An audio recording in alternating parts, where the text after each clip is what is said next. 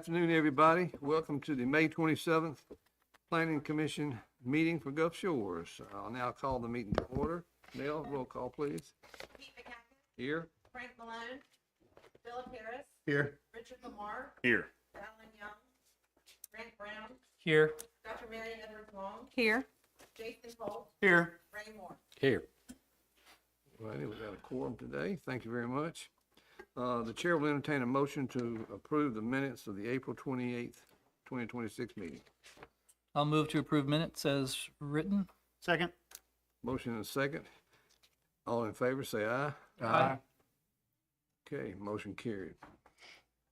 All right, we have one item for deferral.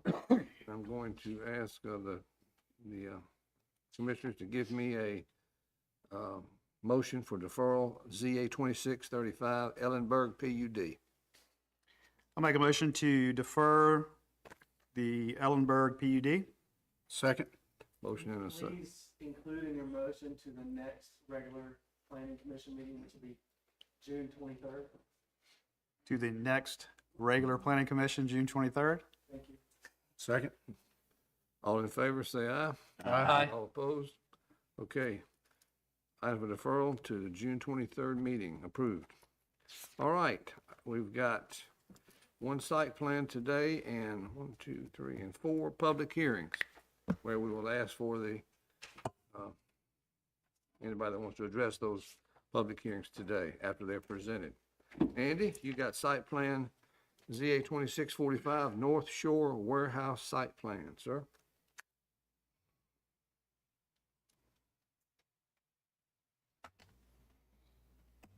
Here we go. So before I get into the site plans, I'll quickly go over the public hearing guidelines because we have a bunch of members of the public that are here that will probably like to speak when we get to the public hearing section of our agenda. So during the items that are public hearings, staff will present each application to the Planning Commission and to the public. At that point, the chairman will entertain any questions from the planning commissioners. The applicant will then be asked to provide a presentation. After the applicant provides a presentation, the chairman will open the public hearing to members of the public. If you'd like to speak, please step to the microphone, state your name, address, and then address all comments to the planning commissioners and try to keep your comments to 3 minutes per speaker. If someone has already stated some of the comments that you would like to say, please try not to repeat comments that have already been stated. At that point, after all the members of the public have spoken, the chairman will close the public hearing. The planning commissioners will then hold any further discussions and vote on each application. So with that, the first item on the agenda is a site plan application for North Shore Warehouse. The applicant seeks site plan approval for an 8,400 square foot warehouse on North Shore Street. The property is owned BA Arterial Business. It's worth noting that site plans are not subject to the moratorium that was enacted by the City Council on March 23rd, 2026. So any additional site plans may be submitted and reviewed by staff and the Planning Commission in the future. They're not subject to the moratorium. If the Planning Commission does recommend approval of the site plan, it will enable the applicant to apply for a building permit. And once a building permit is issued, they can build their commercial building. Location maps, again, this is located on North Shore Street. I think all of you know where North Shore Street is. It connects kind of the Aventura subdivision with West 36th Avenue. The property is highlighted there in red. It's currently in a wooded state. So you see the locations. There are a couple photographs of the property. Again, it's in a wooded state. Zoned arterial business. The BA zoning district provides for locations for a variety of commercial and light industrial type uses. The proposed warehouse is allowed by right in the BA zoning district. Details of the proposed site plan. On the right-hand side of the screen, you see the proposed site plan. It'll be a one-story building. It complies with the maximum impervious building coverage, the maximum building coverage, impervious surface coverage. It also complies with the minimum front, rear, and side yard setbacks. 40% of the property will be landscaped. The minimum standards require 20%, and then the applicant is providing 15 parking spaces, and the minimum standard is 10 parking spaces. So as proposed, the site plan complies with all the BA zoning area and dimensional requirements. This architectural plan has been updated since the plans that we submitted or sent out in your packet. During our initial review, they submitted architectural plans that met the minimum standards of the zoning ordinance, basically in the BA zoning district. And because this property is located more than 500 feet from 59, you could, a majority of the building or right at 50% of the building could be metal sided without many windows or anything like that. We recommended at our initial review that they dress up the, especially the facade that faces the public street. They have supplied updated architectural plans that we received, I think, last Friday. So these are updated from the ones that were submitted to you in your packet. So they do indicate that the building will now be board and batten siding. They've got 2 functioning windows and an entry door facing North Shore Street, as well as some faux shutters to kind of dress up that facade on that side of the building. The remainder of the building will be hardy board and batten siding, a couple roll-up doors, and then the back of the building is pretty plain, but it's facing an existing wooded lot. There is contradictory on these plans, so we did include as a condition of approval something to address that. So one section on these plans that says board and batten siding, and then the other kind of labeled directly to the left says metal siding. So I want to confirm, I've added a condition that it shall be board and batten siding, which I think is what the applicant really wants to do. Proposed floor plan, it's generally a large warehouse with a couple office spaces and a bathroom facility and a conference area. Vehicle access, 1 ingress-egress driveway is proposed from North Shore Street. All of the access and parking on the site and dimensions of the parking and access does comply with the zoning ordinance regulations. Pedestrian access, there are no existing sidewalks or bike paths along North Shore Street. In instances such as these, we ask the applicant to provide a fee in lieu of constructing the sidewalks and bicycle facilities. The applicant has provided a fee in lieu in an amount of $20,833.40. We've got a condition that they pay that prior to the issuance of a building permit. Grading and drainage, 2 drainage basins are proposed on the site. One on the west-hand side of the property, adjacent to North Shore Street, and then one on the east side of the property, which is to the behind the building. There's a section of the zoning ordinance that states that a drainage area may not occupy more than 50% of a required landscape buffer. That drainage area along North Shore Street occupies more than 50% of the required landscape buffer there. So the engineering department and planning department recommended that western drainage basin be removed. Landscape and tree protection, the applicant did submit a landscape plan as well as a tree survey. All of the trees on the site are small to medium-sized pine trees. None of them are heritage trees, and they all fall within the proposed area that's an area of the site that's proposed for development. The tree preservation regulations indicate that trees within an area proposed for to be developed may be removed and no tree replacement is required. The landscape plans do meet the minimum standards of the zoning ordinance in regards to location of the proposed landscaping, size of plant materials, so that it does comply with the zoning ordinance. Site lighting, the applicant did provide a site lighting plan. I think this is also updated from the one you received in your packet. They proposed 5 18 feet tall pole-mounted parking lots. All the fixtures are full cutoff, and the lighting plan does comply with the minimum standards of the zoning ordinance. Trash collection, they did provide a dumpster on the site. That dumpster has been screened in accordance with the zoning ordinance, and Republic Service has provided a letter stating they can service the dumpster.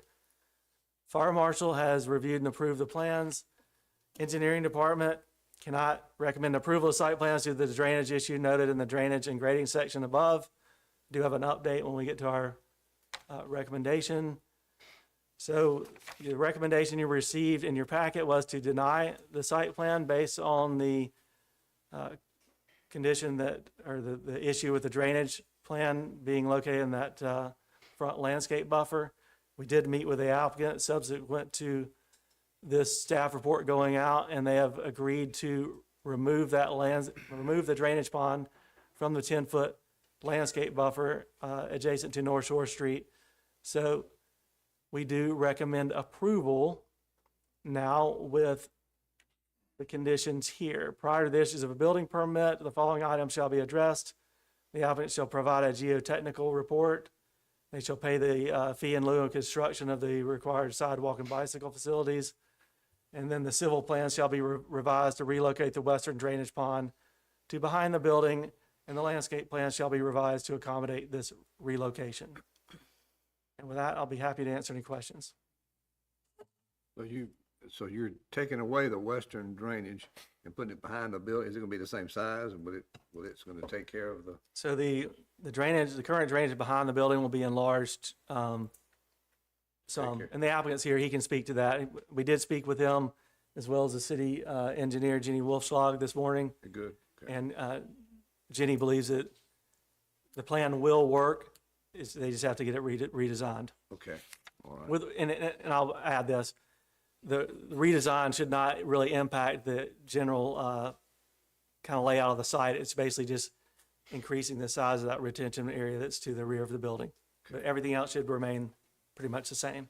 All right. Any questions up here from commissioners? This, it's a larger, much larger lot than is being built on for this one particular use. Is there any other information about what's going to happen for the rest of the piece of So property? we asked the It's not same. being subdivided, it's just Yeah, a we asked the same question of the applicant, and they don't really have concrete plans at this point. They had submitted a subdivision application at the same time they submitted the site plan to divide that bigger lot into 3 lots. They pulled that application because they're unsure about what they want to do with the remainder of the property, but something will probably be done with the remainder of the property. And we did caution the applicant that, going forward with a site plan could impact what you can do with the remainder of the property if you want to subdivide it in the future, but they were fine going forward with the site plan at this point. Is anybody here with North Shore?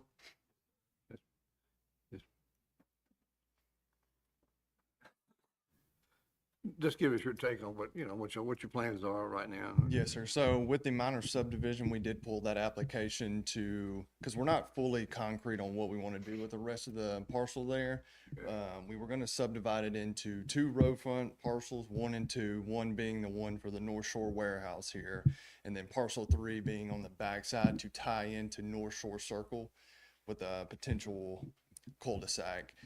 With the North Shore property warehouse here, we want to move the west detention and just push the volume of that detention to the backside of the building. Potentially move the building up a couple feet to accommodate that area. Okay. But we don't have anything set in stone. I did talk with the city of Gulf Shores regarding, maybe designing a detention to accommodate the entire project, in the long term. But as of right now, we just don't have anything set in stone, and the upfront cost of building a detention is substantial. Yes, sir. Okay. Thank you very much. Thank you. Okay, and this is not a public hearing, so I'll entertain a motion. Mr. Chairman, I'll make a motion that we approve North Shore Warehouse site plan with staff's recommendation conditions. Second. Got a motion and a second. Any discussion? Okay, Mel, can we get a count, please? Vote. Pete Bukakis, Yes. Philip Harris, Yes. Richard Lamar, Yes. Yes. Dr. Mary Edwards Long, Yes. Jason Holt, and Ray Moore. Yes. All right, you got enough? Okay. Motion has passed. Thank you very much. All right.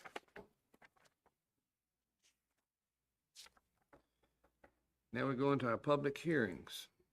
The first public hearing is ZA 2647 Sunset Point subdivision. Andy, you again. Yes, sir, this is a final subdivision plat, request to subdivide 3 lots into 4 lots. The property is currently zoned R2, which is, single family and duplex residential zoning. This application was submitted prior to the adoption of the moratorium by the city council. So it is not subject to the moratorium, so that's why it appears on your agenda today. All right, so the maps show the location of this property. It is at the end of Sunrise Drive. Sunrise Drive is to the north of Windmill Ridge Road. The property again is zoned R2, single family and duplex residential. Existing conditions, a couple of photographs showing the existing conditions of the property.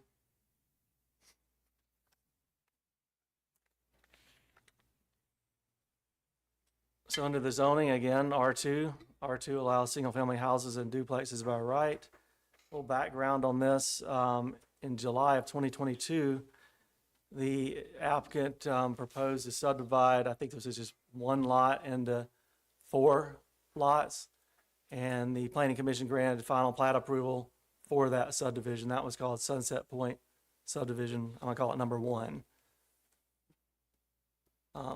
After that final plat was approved, 1 of the lots was built upon, leaving 3 vacant lots. Now the applicant wants to take the 3 vacant lots and subdivide those from 3 lots into 4 lots. We did public notice this application as required by the subdivision regulations. I don't think we've gotten any letters, but I think we have gotten maybe a phone call or 2 regarding this application. So here's the proposed plat. It's a minor subdivision because no improvements are required. The proposed uses are 4 single-family house lots. All 4 lots are accessed from the existing Sunrise Drive. There is a shared driveway access for lots 4A and 4B. Those are the 2 lots at the end, kind of the western end of this proposed subdivision. The largest lot is 10,500 square feet, and the smallest lot is 9,000 square feet. This subdivision qualifies for reduced setbacks because it is on a little lagoon. So the setbacks in this area of this city are 25 feet front, 25 feet rear, and 10 feet on the sides. The lot widths comply with the minimum standards of the R2 regulations. They're 60 feet minimum and then up to 76 feet wide.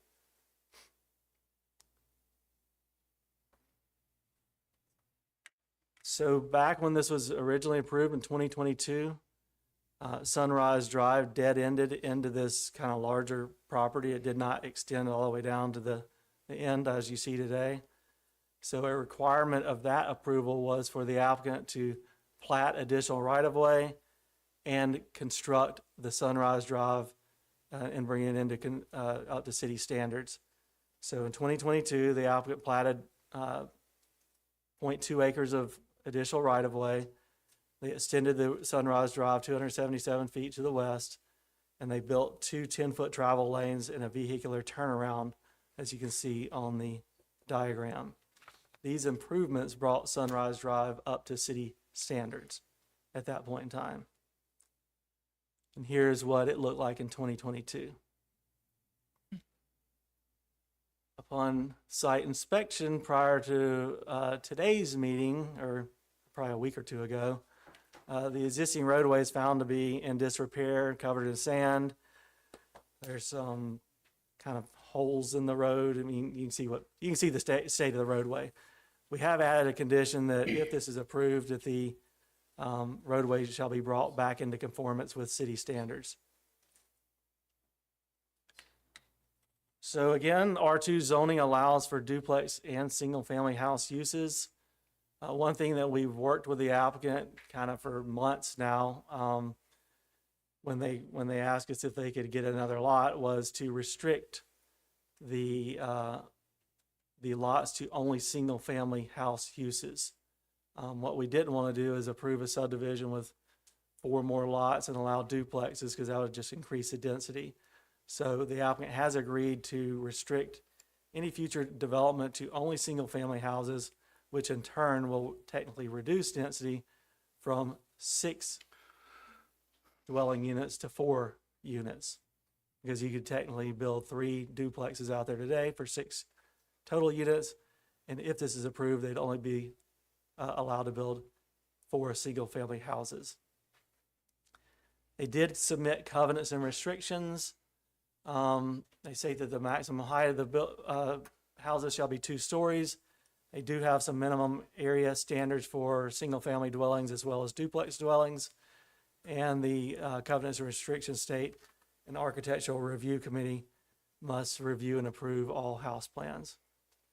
There are no sidewalks on Sunrise Drive, so back in 2022, a requirement of that, or a condition of that approval was that the applicant had to pay a fee in lieu instead of constructing the sidewalks, and they did pay $9,450 prior to the issuance of that building permit on the first lot. Lighting plan was also submitted and approved in 2022. 1 light pole is proposed to be installed within the Sunrise Drive right-of-way. Under the utility reviews, Gulf Shores Utilities checked the records and they have not accepted the water and sewer infrastructure at this point. And back in 2022, the applicant did pay Baldwin EMC a contribution of aid to construction for the installation of the streetlight, but EMC has not yet installed that streetlight. So typically, whenever, or a lot of times, whenever a final plat comes before the Planning Commission, Baldwin EMC has not completed all their work. They pay this contribution in aid to ensure that Baldwin EMC will complete the work. In this case, they have not installed the streetlight yet. We have a condition to address that comment as well. Fire marshal conditionally approves the final subdivision plat, and then the city engineers has reviewed and approved the plans with a couple conditions that relate to the roadway, state of the roadway. Financial guarantee of performance. Article 5 of the subdivision regulations requires applicants to submit performance sureties and maintenance sureties. A performance surety typically covers anything that has not been constructed that was required at the time of preliminary plat.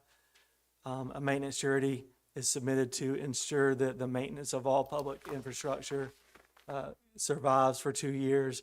And at the end of 2 years, the city will perform an inspection.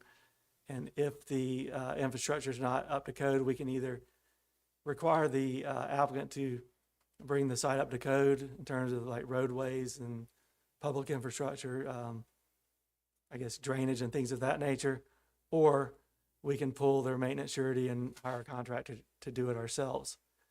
In this instance, back in 2022, the applicant submitted a performance surety for $9,750 for the completion of sodding and stabilization of the public right-of-way and the planting of 3 required street trees. So we're still holding that performance surety. We did not get a maintenance surety in 2022. So the applicant does need to submit a maintenance surety at this point in time, and that has been included as a recommended condition. So staff recommends approval of Sunset 2 final subdivision plat with the following conditions. Number 1, the deed of each lot shall indicate the lot shall only be developed with single-family houses. 2, the following items shall be completed prior to recording of the plat. Covenants and restrictions for Sunset Point 2 subdivision shall be revised to indicate lots 2A, 3A, 4A, and 4B are only allowed to be developed with single-family houses. The applicant shall install the street light. The roadway shall be brought into compliance as required by the city. A maintenance surety document shall be submitted and approved by the city engineer.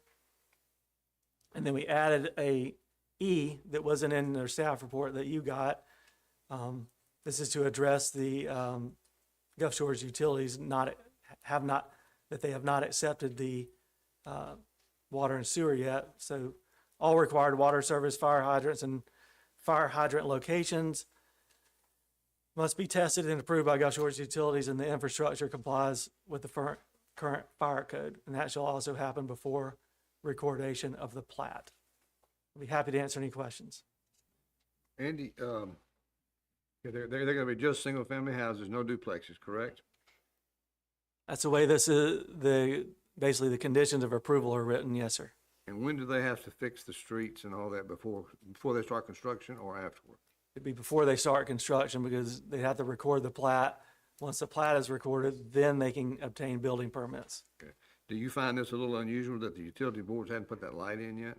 Is that a little unusual or not? It seems to be a little unusual because it's my understanding that Baldwin EMC, once you pay them the fee, It's pretty, I mean, it may take them a month or two to install the street light, but Right. I'm not sure exactly what happened in this instance, but might drop it shouldn't the ball. take 4 years to install a street light. Yes, that's kind of ridiculous, yeah, okay. Okay, the commissioners have any questions? The 2022 update with the right-of-way expansion to city standard, that's plenty big enough it's pretty tight down there. So a fire truck can get down there and turn around. I believe when it was originally constructed, the answer is yes. As it sits today in disrepair, I mean, it's covered in sand. And, I mean, Who knows? it's hard to tell, but it was originally constructed based on city standards. It's not acceptable now. It's not, okay. I would like to add that the fire marshal will not sign the plat unless the infrastructure is brought into compliance with the current fire code. That's what that last condition reads. It's prior to signing the plat or recording the plat. So is that a requirement for the property owner to bring the roads back up to the 2022 standard it was approved on, or to today's standards? 2022. Okay. So it's more of repair and cleaning off the roads. Is that consistent with what you're asking for?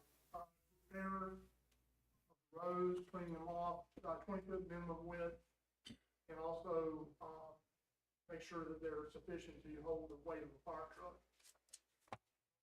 That's straight out of the code. That would have been 2022 requirements, right? It would be for fire code, it would be either the 21 or the 24. Okay. So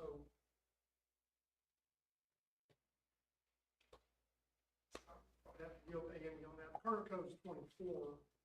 They come into compliance with what that was previously accepted. Yes. It'd be the 2021 fire code. Okay. Just want to make sure we were clear on what the expectation was there. Thank you.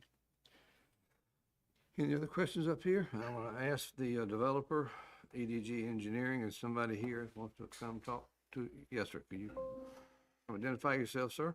I have one more question while he's coming up here. The parcel of land that falls south of these lots to the canal, since that was all one lot and the developer put that road in and the property lines or boundary lines are to the north side of the road, who owns and maintains the land on the south side of the road? I guess that'd be the south and southeast side of the road. So at this point, it would be the owner of the subdivision because the city has not taken over maintenance of it. Okay. But So now if it's- and when the city takes over maintenance, it'd be part of the public right of way and the city would have to maintain it. Got it. Thank you. Yes, sir. Yes, sir. Hey, yeah. Hey, Andy, real fast, that picture you just had up of the road back in 2022, that's what the road needs to look like now. It needs to look like that now. I saw the picture today where it went into disrepair. There's been some questions about, the standards. We're just doing the portion in front of the subdivision. Yes, sir. Okay. So you're planning on building 4 houses there? Is that Oh, I'm just a surveyor. I just put the plat Oh, you're together. just a surveyor, okay. The developer sitting back there, he's the one gonna either build houses or sell the lots for us. But to answer y'all's concern about the single family residence, it seems like to me, we've got that covered in 3 ways, cause it is on the plat as a as a zoning standard that only single-family houses can be done. It said it will be recorded with the deed if it's sold, and 2 or 3, it'll be part of the covenants and restrictions that only single-family homes can be built on these 4 lots. And I'm assuming there's no short-term rentals allowed there too, correct? That is not in the short-term rental overlay district. That's correct. All right, sir. Thank you. Anybody got any questions? All right. Thank you, sir. I'll now open up the hearing to the public. Anybody like to come up and give us your name and any questions you have about Sunset Point 2?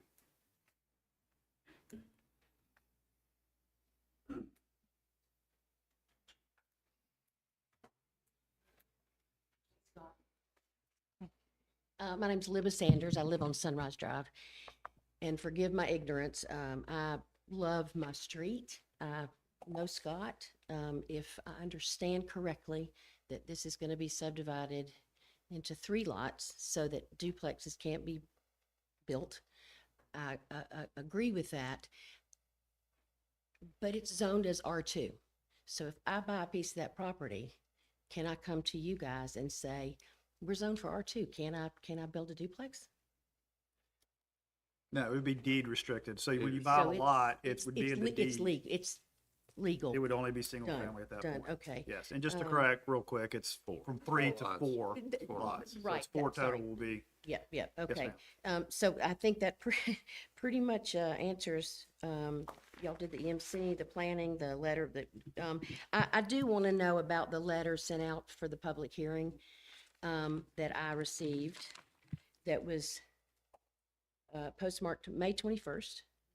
I received Saturday, and the meeting is today, and we had a holiday weekend. Is there no, you don't have to provide us anything any longer to get information and ask questions? I mean, I had the letter for really yesterday because of the Monday holiday. I got it Saturday. Is there no? So we try to get them out. So the minimum standard the state requires is 5 days prior to the meeting. We try to send them out at least a week in advance, if not 2 weeks, but Love for that to maybe be changed a little bit so we'd have a little more. But thank you for your time. Appreciate it. Thank you, ma'am. Yes, sir. My name's Ricky Hudson. I live at 312 Sunrise Drive. I guess the first question I have is one thing back when Mark was still here, the conversations were had that I believe in 23, it was scheduled for Sunrise Drive to be repaved. You guys would know if that was the case or not. It was mentioned back then that it would be possibly widened a little bit to give a little more room because if FedEx is in front of my house, I can't drive down the road. I have to wait for somebody to come and go because it's a single lane, 12-foot wide road or something like that. So I guess my first concern is that what will be done is Sunrise going to be paved? Is it going to be widened? Will you take the trees down that's on y'all side of the road in front of my house to give a little more room for whether it's fire, safety, whatever, to get down the road? Anybody answer that? our public works director generally handles repaving city streets. He is not here. I don't know the answer, honestly. But it is a concern.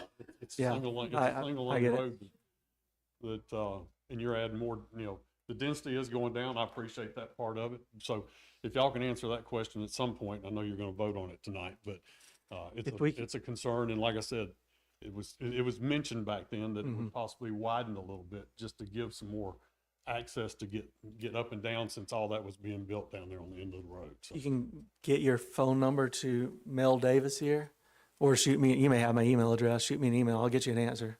okay, thanks. The second question I have is you're using, and I guess their surveyor can talk to this, but you're using a plat from the original 2022 overall plat that no longer has a seawall, so mean high tide is no longer where it's shown on the drawing. If you can pull those back up, the boat ramp is on the property now. It's not a proposed boat ramp, so exactly where are the property lines? Because the surveyed plat does not match what's in the real world because the seawall's been removed. It has a living shoreline now, which my understanding, mean high tide goes with that shoreline now, so explain that to me if you would. Probably defer that to the surveyor. I'm not a surveyor, but we can go back to the.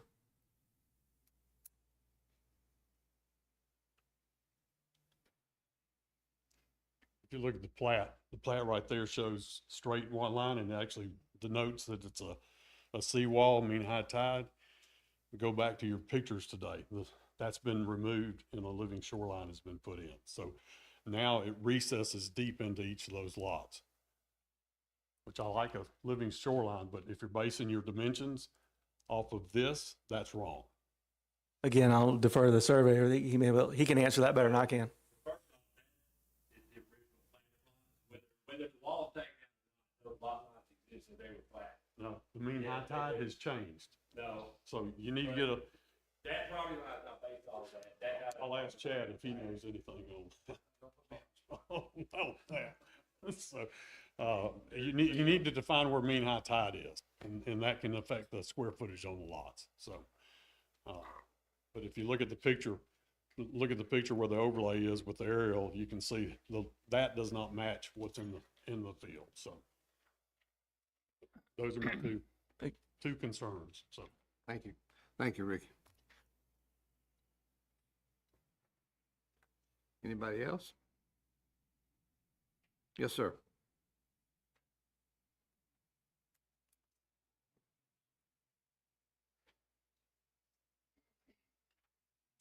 So I'm Scott McCarron. I'm the developer, one of the two developers for down there. I can say on the shoreline that was properly approved. Corps of Engineer, we went through all the proper processes for that.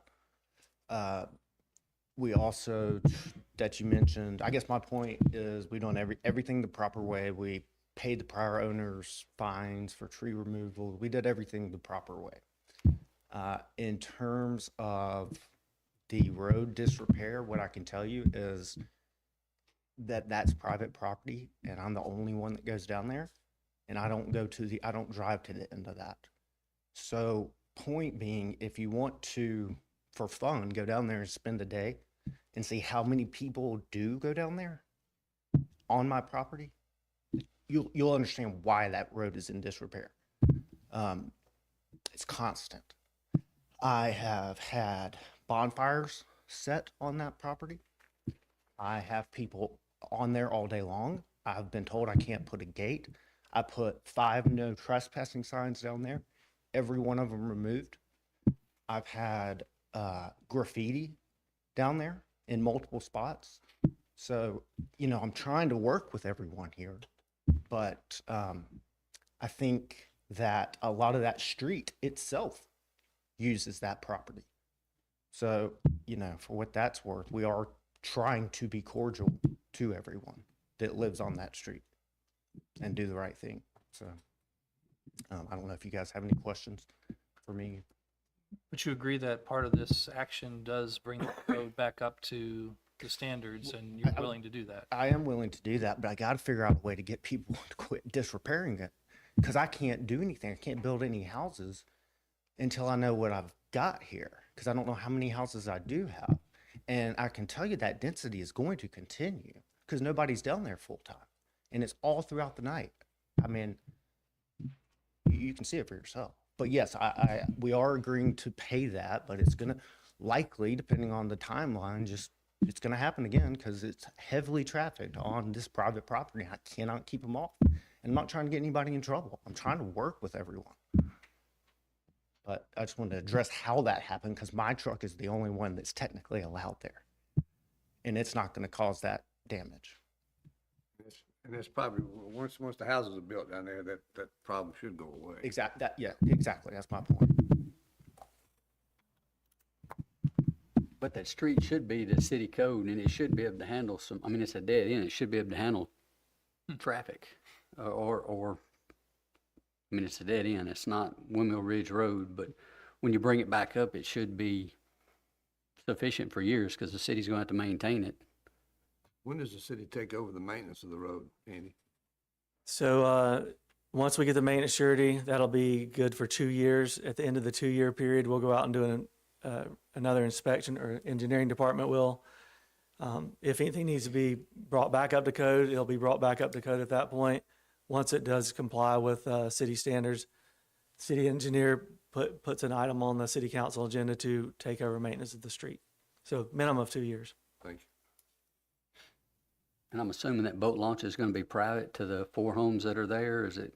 That would be the idea. But so far, that place has been anything but private. It doesn't say in there what it is, who's going to maintain it? Or is it going to be maintained? It was part of the The HOA. boat launch. Yeah, it's part of the HOA. Okay.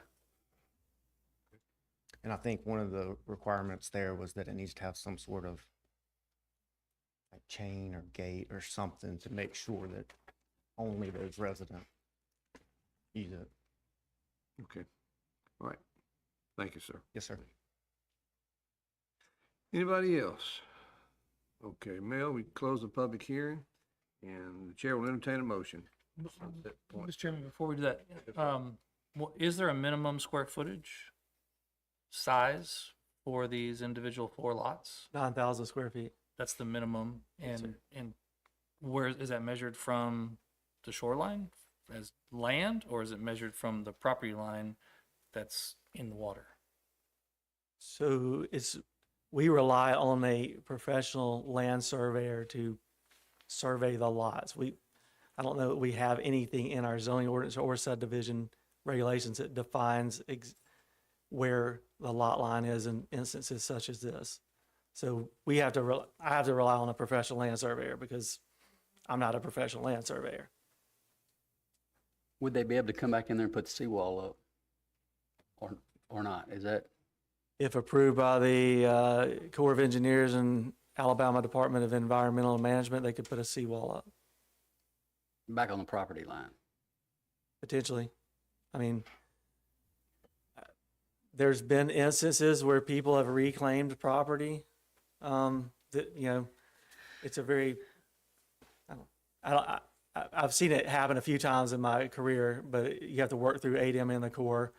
And I have seen instances where they've reclaimed property and built a bulkhead and then fill it back in. Yeah, I think if you can document that events have taken your land, whether it's storms or those kind of events that have taken your land, and you can document it, State Lands does have a vehicle for you to reclaim that, seawall it and backfill it. All right. Okay, guys, the chair will entertain a motion.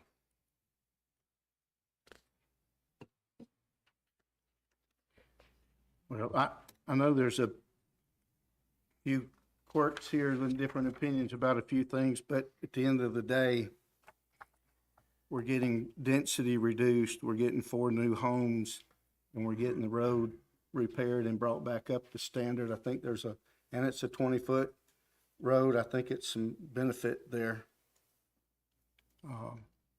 which would be better than leaving it all R2 and having more homes built there.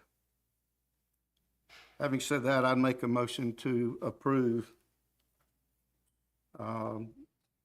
application ZA 26000047 Sunset Point subdivision with the additional condition that Gulf Shores Utilities must accept all of the utility infrastructure before recording the final plat. I'll second. Okay, all in favor, say aye. Aye. All opposed? Okay, motion carried, Mel. All right, next one. Osprey Landing Phase 4 subdivision final plat, ZA 49. Andy? Yes, sir. This application is final subdivision plat approval to subdivide 14.6 acres into 42 lots. This is Phase 4 of Osprey Landing, so it's located on the south side of Coastal Gateway Boulevard, west of the other Phase 2 and 3 of Osprey Landing. Again, this application is not subject to the moratorium that was enacted because it's for final subdivision plat. It's basically, final subdivision plat is what you do after preliminary subdivision plat. You go out and build the subdivision, and we're just basically, staff is checking to make sure the subdivision was constructed in accordance with the preliminary subdivision plat approval, as well as all city regulations. Here's the location maps. Again, it's on the south side of Coastal Gateway Boulevard. It's highlighted in red. Property zoned R15, which is a single-family zoning district. Couple of the existing photographs showing that the streets and infrastructure have been built. Mail kiosk is in place. Street trees are in place. Drainage ponds are in place. We did notice this as required by the subdivision regulations. We've not received any correspondence. Again, it's for final plat approval, just an overview of the subdivision. Again, it's zoned R15, only allows single-family dwelling units. Lots range in size from 8,000, over 8,000 square feet to 12,000 square feet. Complies with the minimum setbacks and minimum lot width. 25% of the subdivision is reserved for open space. I will, on the diagram on the right-hand side of the screen, this proposed subdivision connects into a couple existing streets within phases 2 and 3. And it also has a proposed stub street to vacant property located to the west of the property. So eventually, we can connect into this subdivision will connect to the west whenever that property develops. Roadway design, it's a 50-foot wide right-of-way. It has been constructed in accordance with city standards, including the new street standards that we adopted a couple months ago. If you will recall, this came before you 2 or 3 months ago, and they asked for a preliminary subdivision plat extension. At that point, you guys approved it with a condition that it meet the new street standard buildups. So it does meet the new street standard buildups that were adopted 6 months ago. The dead-end street that I pointed out a minute ago on the diagram, there's a requirement of preliminary plat that they install a sign stating future roadway connection. That sign has not been installed yet, so they'll need to do that. It's my understanding that it is on order. Common open space, it complies with the minimum standard of the subdivision regulation. There are 3 common areas located in this phase of development. You can see them highlighted on the screen, as well as the other common areas that are within phases 2 and 3. There is a proposed mulch path that will connect kind of all the phases together, in addition to the sidewalks that are provided on the streets. That mulch path has not been constructed yet, and there's a condition of approval to address that issue. Stormwater drainage is contained in 3 detention ponds. You see those on the diagram. The stormwater was designed to comply with a 100-year storm event, which greatly exceeds our minimum standard storm event of 10 years. And the drainage infrastructure has been constructed and inspected by the city engineering department. Landscape and tree preservation. The site has been inspected by our city arborists against the landscape plans that were submitted at preliminary plat approval. Majority of the landscaping has been installed.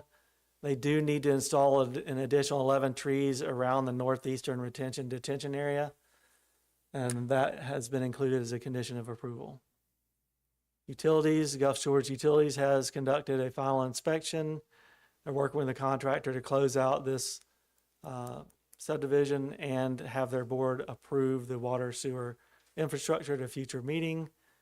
The applicant did provide a contribution of aid of construction to Baldwin EMC for the installation of streetlights. Hopefully it doesn't take 4 years to install the streetlights in this subdivision. Financial guarantee of performance. They did submit an engineer's estimate for the sum of all public improvements. That was $1.5 million. So they'll have to provide a maintenance surety in an amount of 20% of that, which is just over $300,000. And then they do seek to provide a performance surety in lieu of installing sidewalks and the mulch pathway. They did install some of the sidewalks.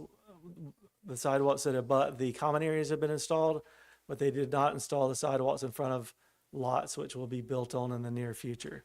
So that maintenance surety is 150% of the engineer's cost estimate.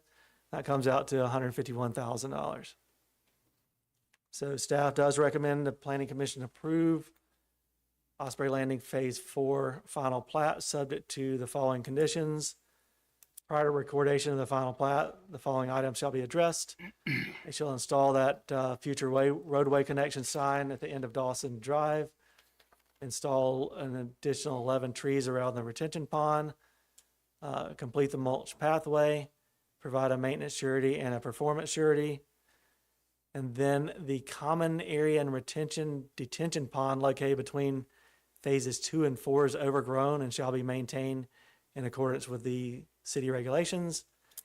And then all required water service, fire hydrants shall be tested and approved by the Gulf Shores Utilities, and the infrastructure shall comply with the current fire code prior to us signing the final plat or recording the final plat. Be happy to answer any questions. Andy, if you bring back up that map of the detention areas, I think you had it labeled east. There's two areas right there. There's one that's, it looks like this map, but there's another one to the right of it that's not shown on this map. Another retention pond? Looks like it's held, there's water in there held back by like a silt fence. I don't know what the story is with that. It's like, Do what? Where is that on here? it's not on. Let me just check to see if we can see it on the aerial photo.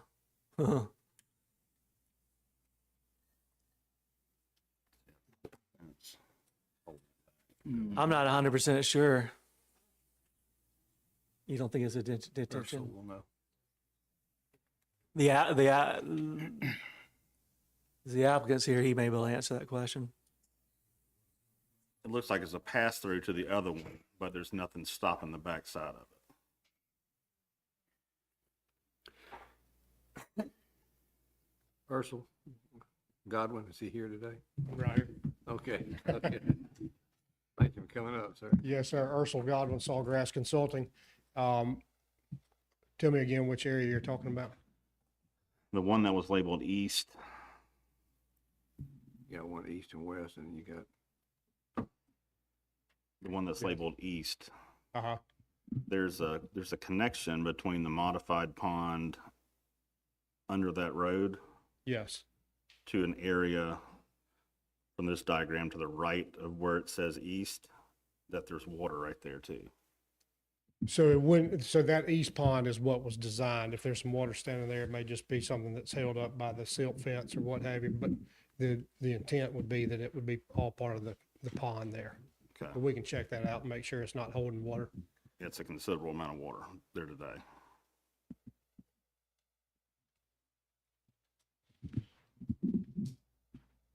I was looking at Greg Smith. He's the contractor. It's still, bench still there, we can remove that. Correct. That's a drainage ditch.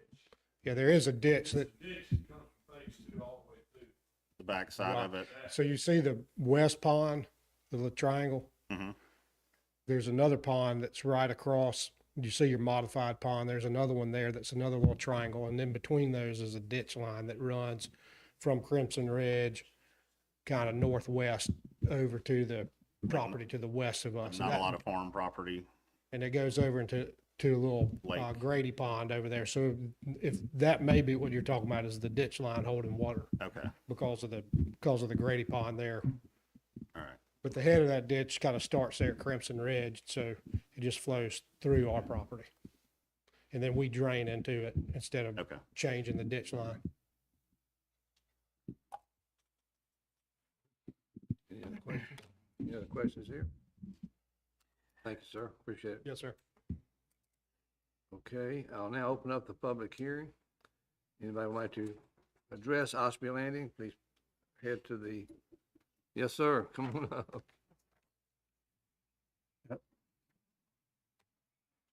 I wonder when we'd hear from you. What was that? Nothing. Good afternoon, everybody. Mike, Osprey Landing Phase 1. First of all, I want to thank the construction people, paving, whatever, that they're done. They did replace the sidewalk north of the roundabout. It looks good. They planted some grass. We still got the chunk coming in off of Coastal Gateway that's out of the curbing. There's no sense of fixing that yet because the trucks are going to be coming in for construction. But thank you. Oh, also the big thank you is moving the mailboxes from roundabout. They got it now in the new street Reed, and they made a little for the drive up to get to the mailboxes. So we appreciate them moving the mailboxes. Andy, could you pull up the one that had the green little thing? Not that one. That one. I'd like to ask the two houses on the lower left, where the number one is there. When you build those houses, are you going to leave a buffer from our common area number 4, the big common area? I could address all that. Okay. All right, because we got neighbors that in phase 1 that back up to that common area. And also there's rumors about that those two houses are going to be 2-story.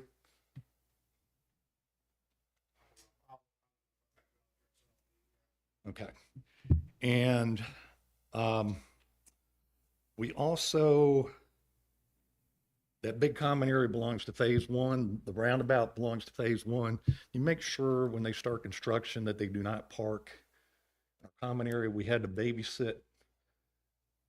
Not only myself, but several neighbors had to ask them to get off our property. Now that you got that road and the new Reed Drive cut all the way through, there's no reason to be in our common area. You know, we got a lot of neighbors that complain about that. But again, thank you for moving the mailboxes. Thank you again for fixing that sidewalk. If you can take care of the front, once y'all get done, would appreciate it. We've been dealing with this since 2020. They cut in right before Hurricane Sally. I hope y'all approve this instantly.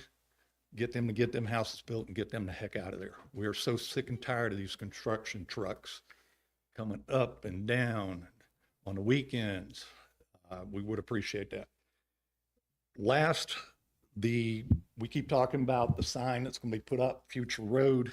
The neighbors, we actually have someone back here from phase 2. Oh, another thank you, Andy. The notices, we got them this time. So the new mailing system was awesome. So we appreciate that. But that new road, is it going to be that farmland going to be a subdivision? Is it going to be a main cut through? Are they, you know, I know what they were talking about is making a road back there. If they built a new park, it would come out to 6. A lot of people are very concerned about this because our streets can't handle what we got right now. We got a lot of kids that go to school. They're out of school now. They're playing on the streets. So putting more traffic in there is just going to be ridiculous. So if there could be a way to avoid that, we would appreciate it, because you've known me for a lot of years. Safety and beautification is my main thing. Thank you very much. Very much, sir. Thanks for your comments. Did you want to get up and address this? Yeah, if there's anybody else. Okay. Anybody else want to come and address this? Okay, go ahead, sir. Andy, I hate to ask you to put that picture back up, but the common areas, that way we can address those. Okay. So common area number 1 that's there in the green that surrounds those 2 houses there in phase 4. And then the large area there that's north of that says phase 1 on it. That's the common area within phase 1. So to answer the question of is there a buffer, there is the owners of those 2 lots there will be surrounded by a common area within phase 4. So they won't back up to anybody else's lot the same way as that common area backs up to the common area of phase 1. So there's a pretty substantial area between that and any houses in phase 1. As far as whether or not houses are gonna be 2 stories or not, I have no idea. We're not the builders. The builder is gonna be the same that's been there for phases 2 and 3. I don't recall if there's any 2-story houses in there, but I seem to think that there's not.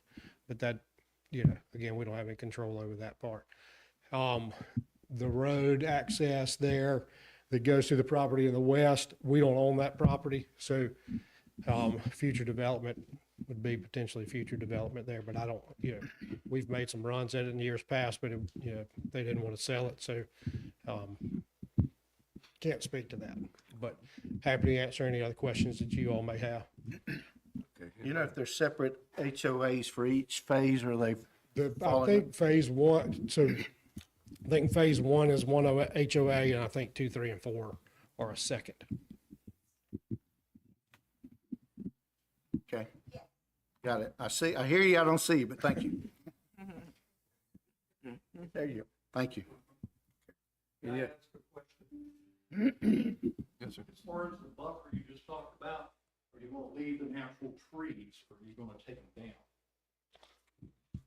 I can't speak to the trees, but I'm sure whatever happens out there, it's got to meet the city's requirements in terms of taking trees down or not. I know there's no plans for improvement there besides like the few, the mulch path and things like that, but we don't have any plans to take any trees down. But once it goes to the HOA and years down the road, that's on them. Any tree removal would have to comply with the city's tree preservation ordinance, which you have to make application and, What the homeowners are concerned with that common area in phase 1, you build houses and open that up, we're liable, we pay insurance for common area 4, just like all our common areas in there. What's going to keep kids, that could create a problem. If you leave some buffer, it'll be less of a problem. Thank you. Thank you, sir. Okay. and I will just say, if I can comment on the connectivity question. Subdivision regulations require interconnectivity between new subdivisions and undeveloped property. The goal there is to, if the properties around it develop into other subdivisions, so that you can get to that other subdivision on a local street instead of going out and driving around Highway 59 or Coastal Gateway to get to it. It's not anticipated that any of those will be main thoroughfare type streets in that location, at least. Okay. That's it. Mel, close the public hearing, please. And Chair will entertain a motion. I have a comment before, or a question, actually. Sure. On performance surety, the applicant seeks to provide a letter of credit in lieu of installing sidewalks and mulch pathway. Under the recommendation, it says the mulch pathway that runs between 2, 3 will be installed. So let me clarify that. So a condition of preliminary plat approval was that mulch pathway shall be installed prior to final plat. That's why we included in their prior recordation, they should install the mulch pathway. Ursel? Yeah, so the reason we've got the mulch path on the performance is because it's not there yet. Okay. We intend on putting it in, but to make our submittal and get to you guys tonight, we had to post that as part of our performance, but we will be putting it in. We just didn't have it in place prior to making all the deadlines. Gotcha. Thank you. And I can't modify a condition of approval from preliminary subdivision plat, so that's why it's still in there. All right. Okay. Back to motion. I will make a motion to approve the Osprey Landing Phase 4 final subdivision plat with staff recommendations. Second. Got a motion and a second. All in favor, say aye. Aye. All opposed? Okay. Osprey Landing Phase 4 approved. Thank you. Scott, DA 2644, Gulf Shores Utilities Conditional Use Permit Site Plan. Good afternoon, Commissioners.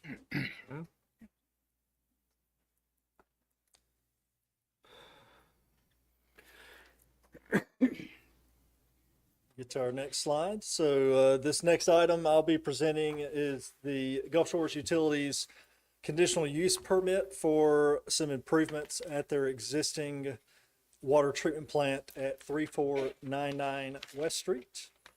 This is a land use CUP, which ordinarily would be halted by the moratorium. However, they did get their application in on time.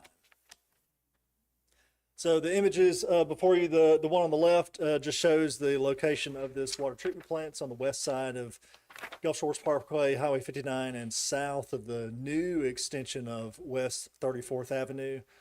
That kind of bare dirt that you see on the screen there, that's the villages at Gulf Landing that you approved last month, the townhome development. The image on the right shows the zoning. The subject property is zone BA, arterial business, along with the adjoining property to the east and the south. To the north, again, is the villages of Gulf Landing, and to the west is the yet to be improved Lake PUD. Here's some images of the existing site. On the left there, that's kind of the main, I guess, office building. That's kind of on the east side on West Street. It's kind of the main entrance there. The image top center is on the northeast corner, kind of looking toward the south. That's that settling pond there they have. Top right on the east side, looking toward the southwest. Bottom center is the northwest corner. So again, this is on that West 34th Avenue, looking into the site to the south and the southeast, or the bottom right picture is on the southeast of the property looking toward the west. The facility was constructed originally in 1977.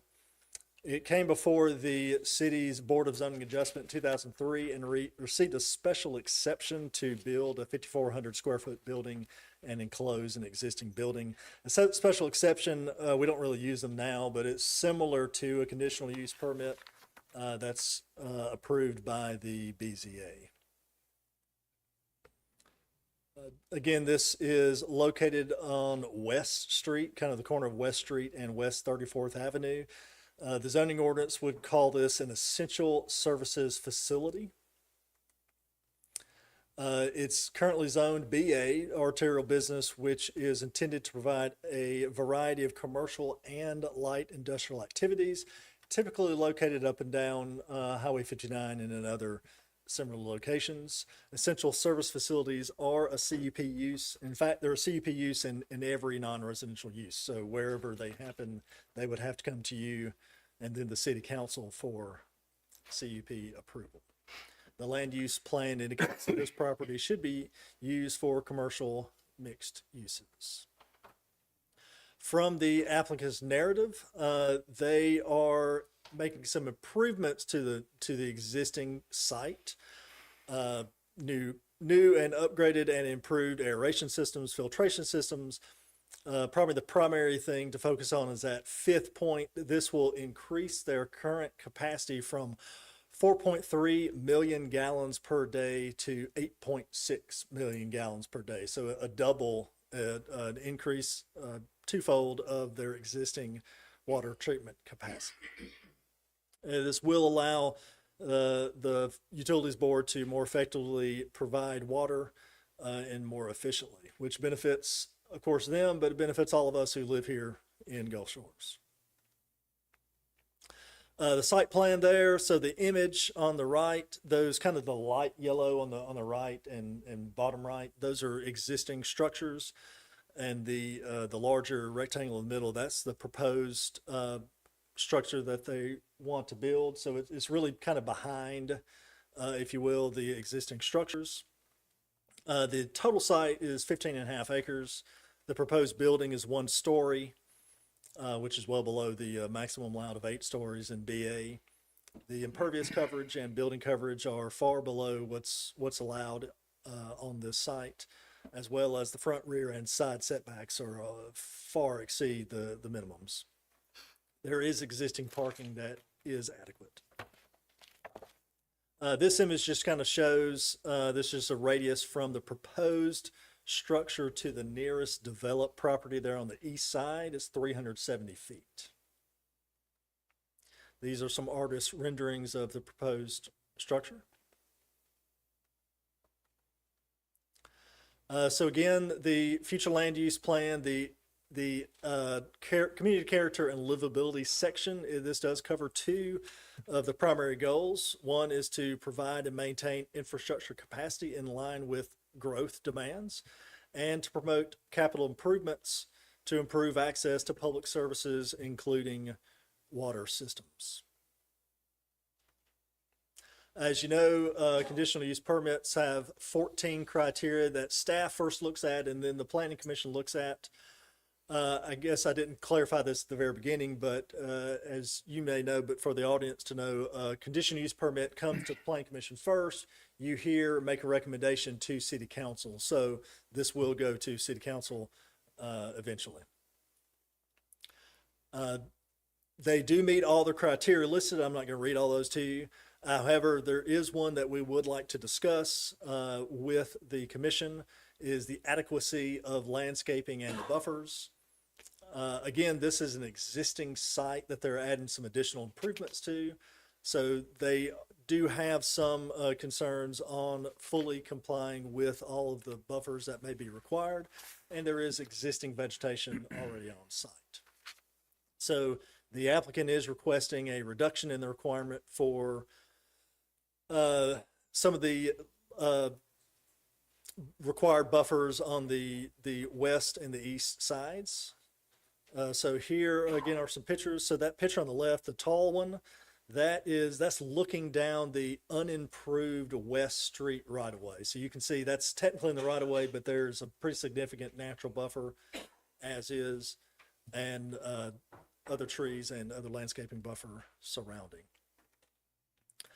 So the picture in the bottom right, that's that new extension of West 34th Avenue. Again, that was seen last month as part of the adjoining townhome development. Staff's recommendation is, prior to issuance of a building permit, that the applicant obtain approval from the Alabama Department of Environmental Management. I believe that's already begun. That process has begun. Has it happened? Okay, so there we go.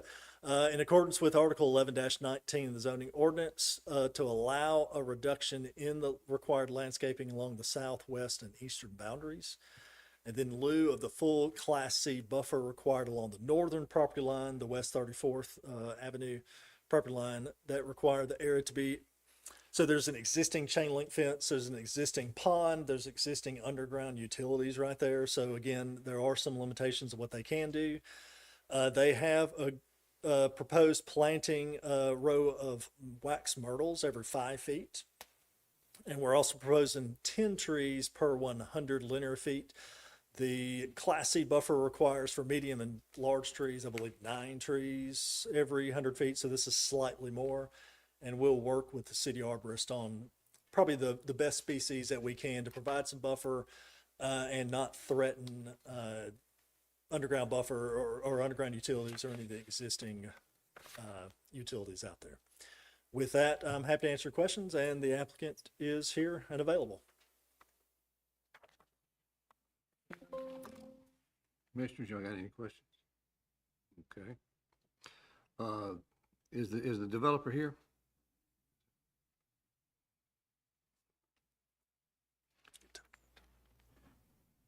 Before I open up the public hearing, if anybody has a question for the developer, now be the time to ask. Okay. Go ahead, sir. Excuse me, Robbie Strong with Good Mills K Wood here for Gulf Shores Utilities. Happy to answer any questions. Okay. You got any questions up here? How long do you think it'll take to complete what you want to do? Total build out is probably going to be about 18 months right now. We're hopefully starting the bid process soon, but yeah. Okay. All right, no questions up here. Mel, let's open up the public hearing. Anybody has a question regarding the Gulf Shores Utilities Conditional Use Permit Site Plan, please come forward at this time. Thank you, sir. Okay, don't everybody rush up here at once. Okay, I have a question. What's the buffer, Class C buffer that's going in along the chain link fence between this property and the subdivision next door? What's the timeline requirement on that buffer? Or is there one just at the completion of the project? Yeah, I don't know if we set a timeline, but I think that would probably be a good, Normally, Good we requirement. At the completion of the project, and once they build it, we go out and do inspections, and that'll be part of the inspections that gets, Maybe there's some opportunity for early start on that buffer so that by the time we get down the road of 18 months of construction, we've got some mature buffering going on in there for the neighborhoods. Just a request, not a requirement. would that work for, Anybody else have any questions? Okay, Mel, let's close the public hearing, and the chair will entertain a motion. I make a motion to approve the CUP site plan for Gulf Shores Utilities Water Plant number 5 with staff recommendations. I'll second. Motion and a second. All in favor, say aye. Aye. All Aye. opposed? Okay, motion carried. Mr. Chairman, can I request a short recess to use the restroom? Absolutely. Thank you. and I will, reminder on the CUP, this will go before the city council, so there'll be another public hearing. If anyone, I know no one, got to speak, but just in case you're interested, it will go before city council. I don't know the exact dates, but next couple months. We're going to take a 5-minute break here if anybody that needs to use the facilities. I just texted to Jason. So if you go out that door, there's a bathroom, is there a men's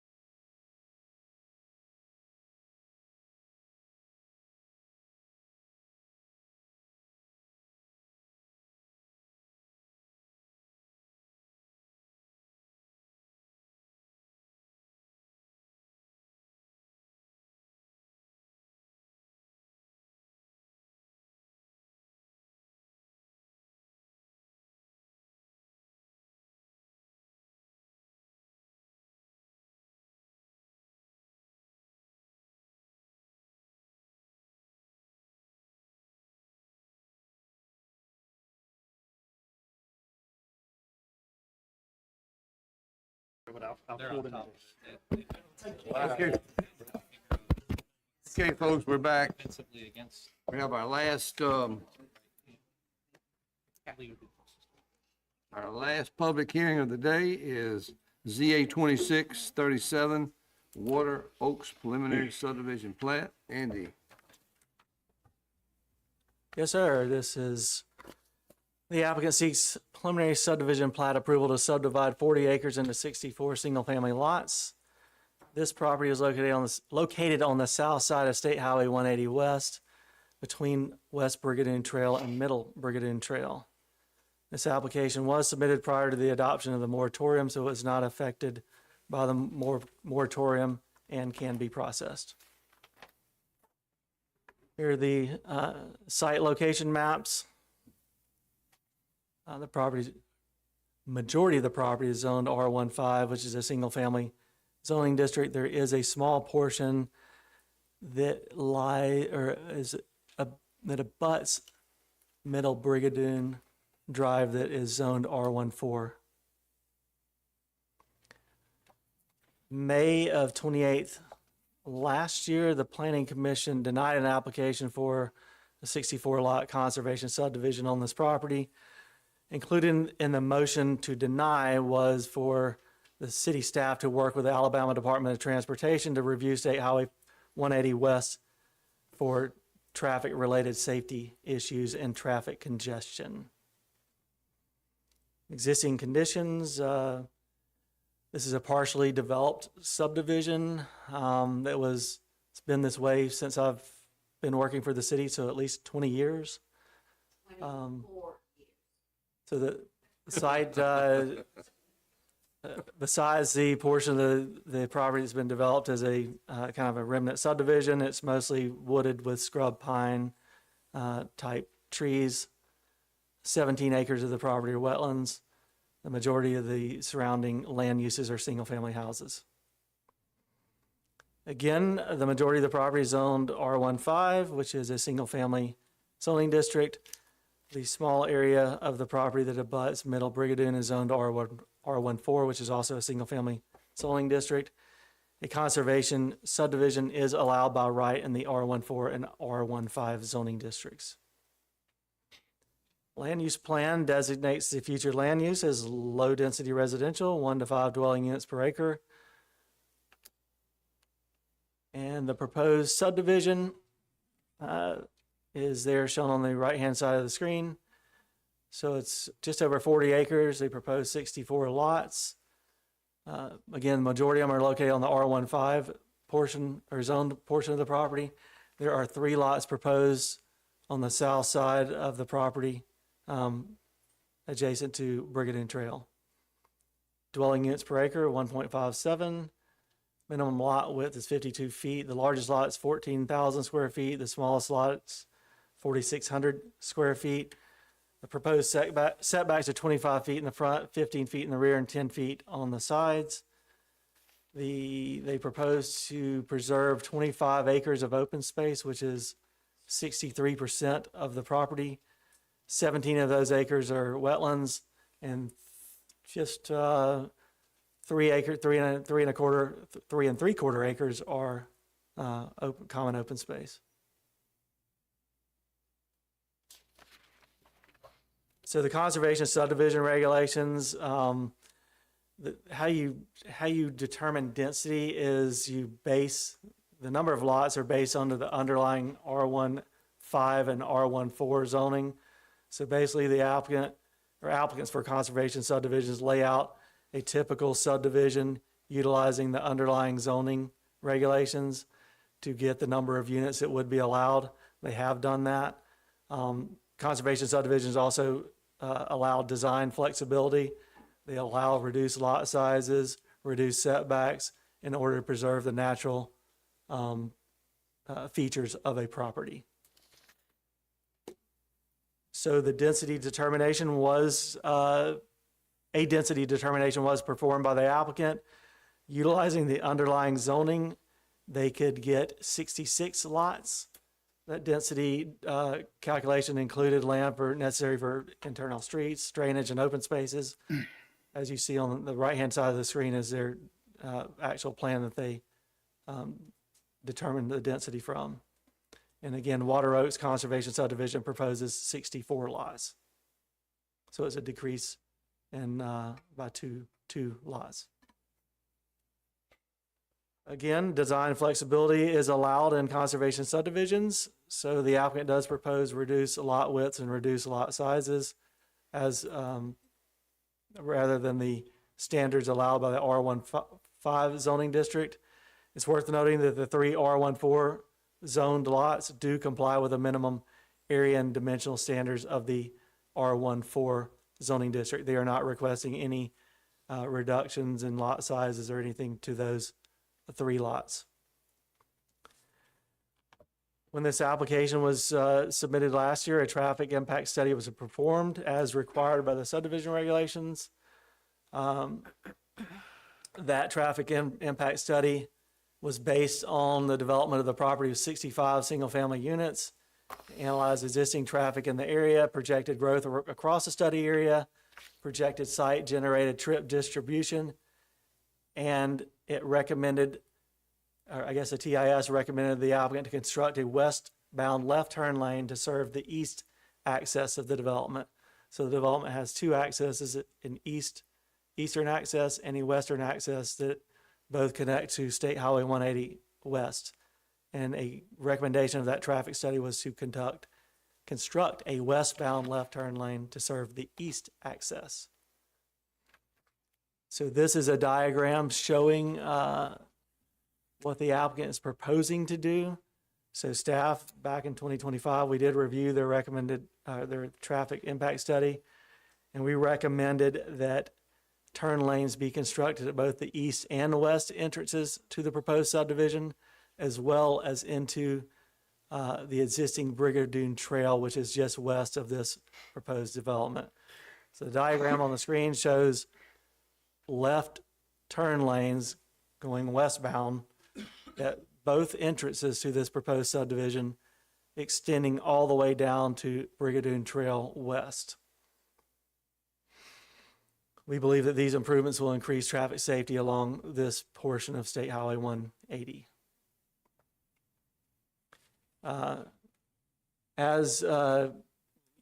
Previously, a year ago, the Planning Commission recommended denial of this application.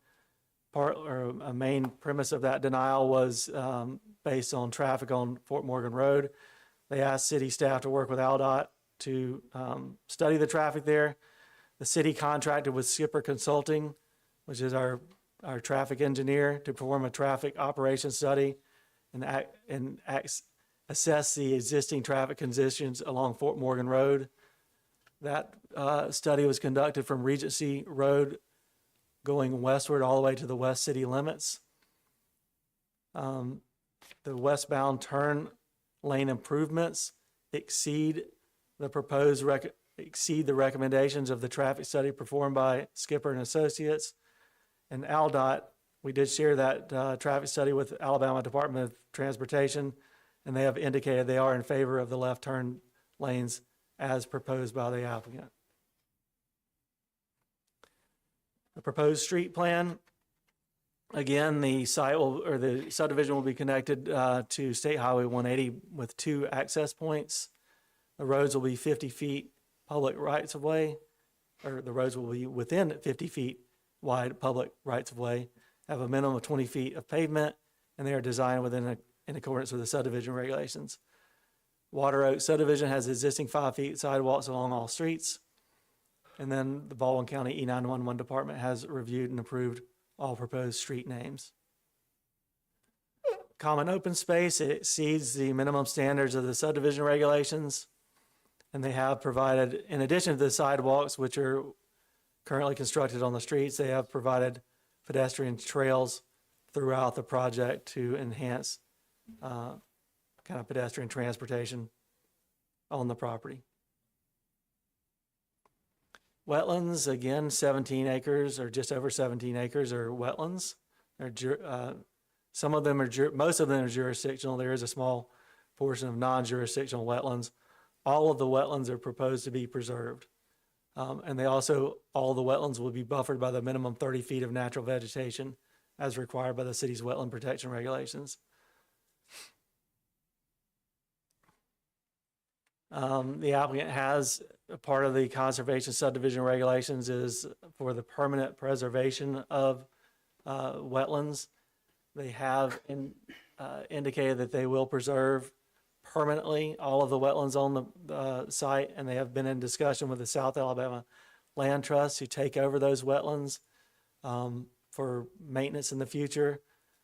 And that will be considered in the future, I guess, if this application is approved by the Planning Commission. Landscaping, a landscape plan was provided by the applicant. The landscape complies with the minimum standards of the subdivision regulations. Basically, there's landscaping required between the lots and the State Highway 180 West right-of-way. Street trees are provided along all the streets, and then trees are provided around all of the proposed retention ponds. Tree survey. So a kind of a new requirement subsequent to the denial of last year, we updated our tree protection regulations. It required a tree survey to be submitted by the applicant with this application. They did submit a tree survey. We basically the new subdivision the new tree protection regulations require that heritage trees be if there are any heritage trees located on a proposed subdivision, the applicant make try to save those and make, amend lot sizes, modify lot layouts and the layouts of the subdivision to preserve heritage trees. There were no heritage trees located on the property in accordance with the tree survey. Stormwater drainage plan. The stormwater drainage plan has been reviewed and approved by the city engineering department. Basically, the site drains from the north to the south into the wetlands, and all of the stormwater drainage will be directed to the 4 proposed stormwater drainage ponds shown on the diagram on the left.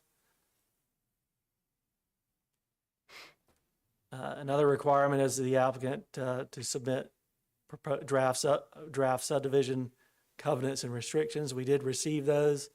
That document includes provisions for the voting rights, common areas, maintenance of common areas, and private infrastructure, use regulations as they relate to individual lots, enforcement of the covenants and restrictions, as well as architectural control. Proposed architectural regulations are houses be a minimum of 2,400 square feet, maximum of 3 stories, and then it also imposes architectural restrictions for walls, doors, windows, porches, and roofs. Here's a typical of what the types of houses that will be constructed on the property. Department and agency reviews. The fire marshal has reviewed and conditionally approved the preliminary subdivision plat. Engineering department has reviewed and conditionally approved the preliminary plat. The utilities, the applicant submitted a plan for the location of utilities and provided letters of availability from each utility company. The applicant will be required to install conduit for future telecom broadband utilities prior to final plat approval. The applicant is requesting a couple waivers to the subdivision regulations. Kind of like one of the subdivisions earlier, there's a section in the subdivision regulations that state that stub streets shall be provided to connect to adjacent properties. This property is surrounded by wetlands, except for where it connects to State Highway 180, so they cannot comply with that regulation, so they seek a waiver. Second waiver is subdivision regulations require a minimum of 6 feet wide sidewalks. They're requesting to utilize the existing sidewalks, which are 5 feet wide. And then the subdivision regulations also require street trees to be planted on private property, not within the public rights of way. They're proposing to plant the trees in the public rights of way, which is what we prefer. So with that, staff recommends approval of the preliminary subdivision plat with several conditions here. Number one, approve the 3 requested waivers. Number two, prior to recordation of the final subdivision plat, the following items shall be addressed. They shall install signage along the wetlands. B, the wetland conservation easement shall be executed in the instrument number provided on the plat, and include clear restrictions on the use of the open space as per Article 11-10 of the zoning ordinance. The architectural regulations shall be recorded along with the covenants and restrictions. All trails shall be installed in accordance with the open space plan and trail standards. Condition number 3, prior to the issuance of a land disturbance permit, the following comments shall be addressed. All tree protection devices shall be installed. Aerators shall be added to each drainage pond. Common area number 2 shall be redesigned to be accessible to the largest practical number of lots within the subdivision. Drainage and utility easements shall be provided in accordance with the subdivision regulations, and electrical plans shall be submitted. Condition 4, prior to commencement of work within the state Highway 180 right-of-way, they shall obtain approval from the Alabama Department of Transportation. And then finally, condition 5, prior to final subdivision plat approval, all required water service and fire hydrants shall be tested and approved by Gulf Shores Utilities, and the infrastructure comply with the current fire code. And with that, I'll be happy to answer any questions. Andy, with the length of time that that subdivision has been out there, are you all satisfied with the drainage requirements? Are you all okay with the drainage? Yes, I know, and Jenny I know that they've gone out there and done many inspections, because this is kind of the third time this has come up over the last couple of years. So this subdivision will have to comply with our current regulations in terms of drainage infrastructure, street construction, landscaping, and everything else. So I think even Gulf Shores Utilities and Gulf Shores Utilities will require the water and sewer infrastructure to comply with their current codes. What about the thickness of the asphalt and all that, You'll have to comply with current codes. Code. So if that means, It doesn't meet code now, or? that means tearing up some of the stuff that's out there, they'll have to tear it up and replace it. But Jenny can explain it better, I can. Thanks, Jenny. So currently, the utilities are installed, and then they brought in and they have some of the base down, but they don't have the asphalt down. The fines have kind of washed out of that base material. So they are going to pull that base material out and replace it. So their road section will meet our current new section. We will inspect it. All the materials will be up to code. It'll be installed up to code. The utilities that were previously installed, they have cameraed all those lines, provided us with the videos, and we've worked through any needed corrections with those on the civil construction plans. So everything underground will be brought up to current code if it isn't that way already. Thank you very much. Yep. Before you leave, Jen, so I noticed on the road improvements for the deceleration, or for the turn lanes, I also noticed a deceleration lane on the plan going into West Brigadoon. Did you notice that on there? And is that part of this application? Because there isn't one today, but it looked like there was on the drawing that you showed us, or that Andy showed us. Terrence, can you put that back up?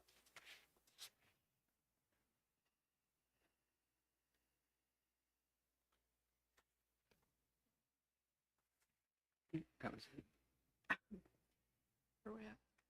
Right there. So there is no So that's not a deceleration. decel, that's No, just that's a just, median? so there's one eastbound lane and then one westbound lane, and in the center of that is a westbound left turn lane. Okay. So basically 3 lanes across. So you got 3 turn lanes, correct? Left turn lanes. There will be 3 left turn lanes, one into the easternmost entrance of this project, one into the western entrance, and one into Brigadoon Trail West. Okay, Yes. thanks. Stay there if you will. A lot of these engineering questions, last time we looked at this, 2 of my biggest concerns were, one, the safety on a 2-lane road, related to a 2-lane road that has a lot of traffic. I'm getting some of my answers. The other was the stormwater questions that I had at that last meeting. What I understood, to be told is that, they were working off of the original stormwater plan from when the subdivision was originally planned. So I didn't know if that was 10-year, 25-year, are we sheet draining to the lagoon at any point across anybody? So if I would love to hear some details about that other than I'm not questioning your ability, but other than that you've reviewed it, because there were Sure. questions in the audience, people that live there, they see the condition on a regular basis. They know where the water is, where it's not. So I really would like a good understanding of what are we doing with stormwater and how is it being managed? Absolutely. I'll let David take a first stab That at was it. fair to, so I'm David DeShare with Cadre Engineering. I'm here with the rest of the design team and developers for any questions you may have. To answer your question about storm drainage, so originally that project was designed, to a 10-year requirement. But we've designed this to go above and beyond that. So our ponds are designed for a 25-year storm. Just to give you an idea of where we are in relation to storms that are more frequent, we're reducing preconditions for a 10-year storm by 20%. For a 5-year, 28, for a 2-year, 50%. So those are all reduced to the 2-year all the way in half. And then for the 25-year, our post condition is still 11% calculated less than the current condition it is right now. So all the water is conveyed to the ponds. It then is discharged from the ponds. When it leaves there, I don't know if there's the best plan to show, but maybe there you go, perfect. When it leaves there, obviously, you already know that with the green wetlands shown south of the developed footprint, it flows through there. There are a few defined channels that just have happened over time, I would imagine, from the original construction of this project, but those channels continue to flow southward and actually go through a single point that is kind of where the very bottom of that green wedge that you see in the picture there, there is a culvert that crosses, an existing culvert that crosses West Brigandine Trail, or Brigandine Trail. And when it crosses through that culvert, it has a direct connection to Little Lagoon. And so there is no point where any of this water travels across private land. There is some city property that's adjacent, that's probably wetland as well. I don't know for a fact, but all of this water does make its way through the rest of this property to the end point of where that culvert is that crosses Brigandine Trail, and then from there it's in Little Lagoon. So, that answer your question about the storm. I do have one or two other points to make. Yeah, I mean, like that gave me a lot more information than I had or understood, so. Yeah.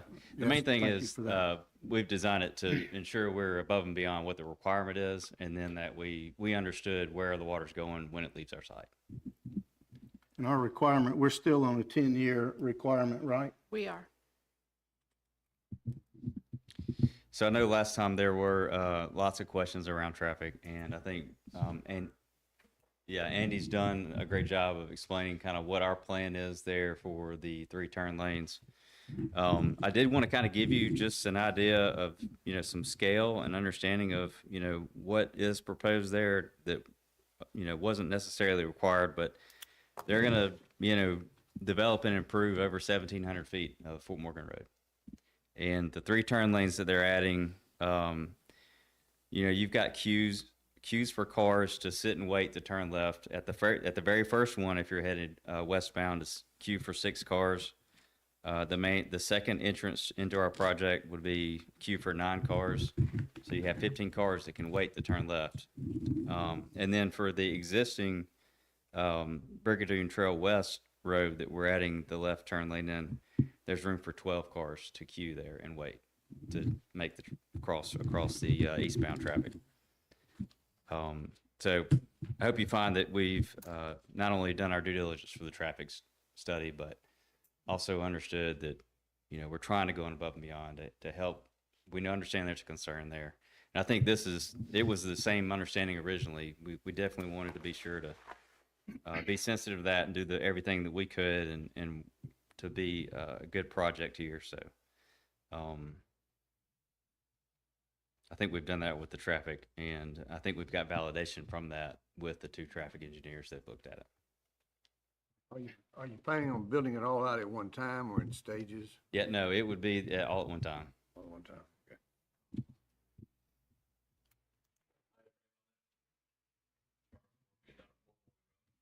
I don't have a time frame. It would be whenever the construction of the rest of the project happens. We'll still have to, following this, it still has to be permitted through ALDOT. They're aware of what's proposed here and as already noted are in favor of it. We just have to finish the design of them, get them submitted into ALDOT, have them officially review and issue the permit for the work. So Is AlDOT gonna do the turn lane or you guys? it would be the developer. Oh, okay. The other side of the highway, hundreds of houses going in. I have another question, and maybe you can answer it. The front setbacks being at 25 feet, I'm okay with small lots, and I understand that we're doing this so that the wetlands can be put in preservation rather than wetlands being part of individual lots that are very difficult to protect and maintain. So I get that, and the architectural standards that you've submitted here are really nice. My question is about the 25-foot setback. One of the changes that we made in our R15 zoning was to increase that setback so that cars parked were not blocking the sidewalks through around the neighborhood, which you run into with a 25-foot depth. So, but my question is, are all of these homes planned to be elevated like they're shown? Because I think you've shown parking under the house, which helps me with the 25-foot setback, but if they're not elevated and their only place to park is in the front yard, then I would have concerns about the sidewalk and that 25-foot depth. Do we know what the plan is there? I will defer that question. Okay, yeah, all right, just wanted to make sure. Yeah. So the plan is all the homes be elevated, similar to what was shown there in the renderings. So would that criteria as well as the architectural standards be covenants that are part of this approval? And I'm just thinking long-term property sales, who's the next guy in if this guy doesn't finish, and do we get what we were told we were gonna get by the time it's done? Yeah, I think it's part of the condition of Yeah, approval. the architectural standards will be included. That's part of the approval, was to include the architectural standards, which were shown with the Okay. garages under. Can we make sure we include that they're all elevated with parking underneath? I guess that could be part of a motion. It could be part of a motion. If you want to get that specific, I would include it in a motion. All right, thank you. That's all I have. Thanks. Okay, I will now open up the public hearing for those in the audience who'd like to please one at a time. Please come up and tell us who you are and where you live. Tom Finley, 16280 Brigadoon Trail. When we met at this meeting in May of 25, it did state that Commissioner Harris, when you made the proposal to allow the city and the Alabama Department of Transportation to review State Highway 180 West related to traffic safety and traffic congestion. So when I saw up there with Alabama Department of Transportation, it said they approved the turn lanes, or they liked it. I guess that's what I understood in that one sentence. So what came out with the city and the state discussing traffic congestion and traffic safety on 180? Who met? Because that's in the minutes that was going to occur before we would have this again. So who met?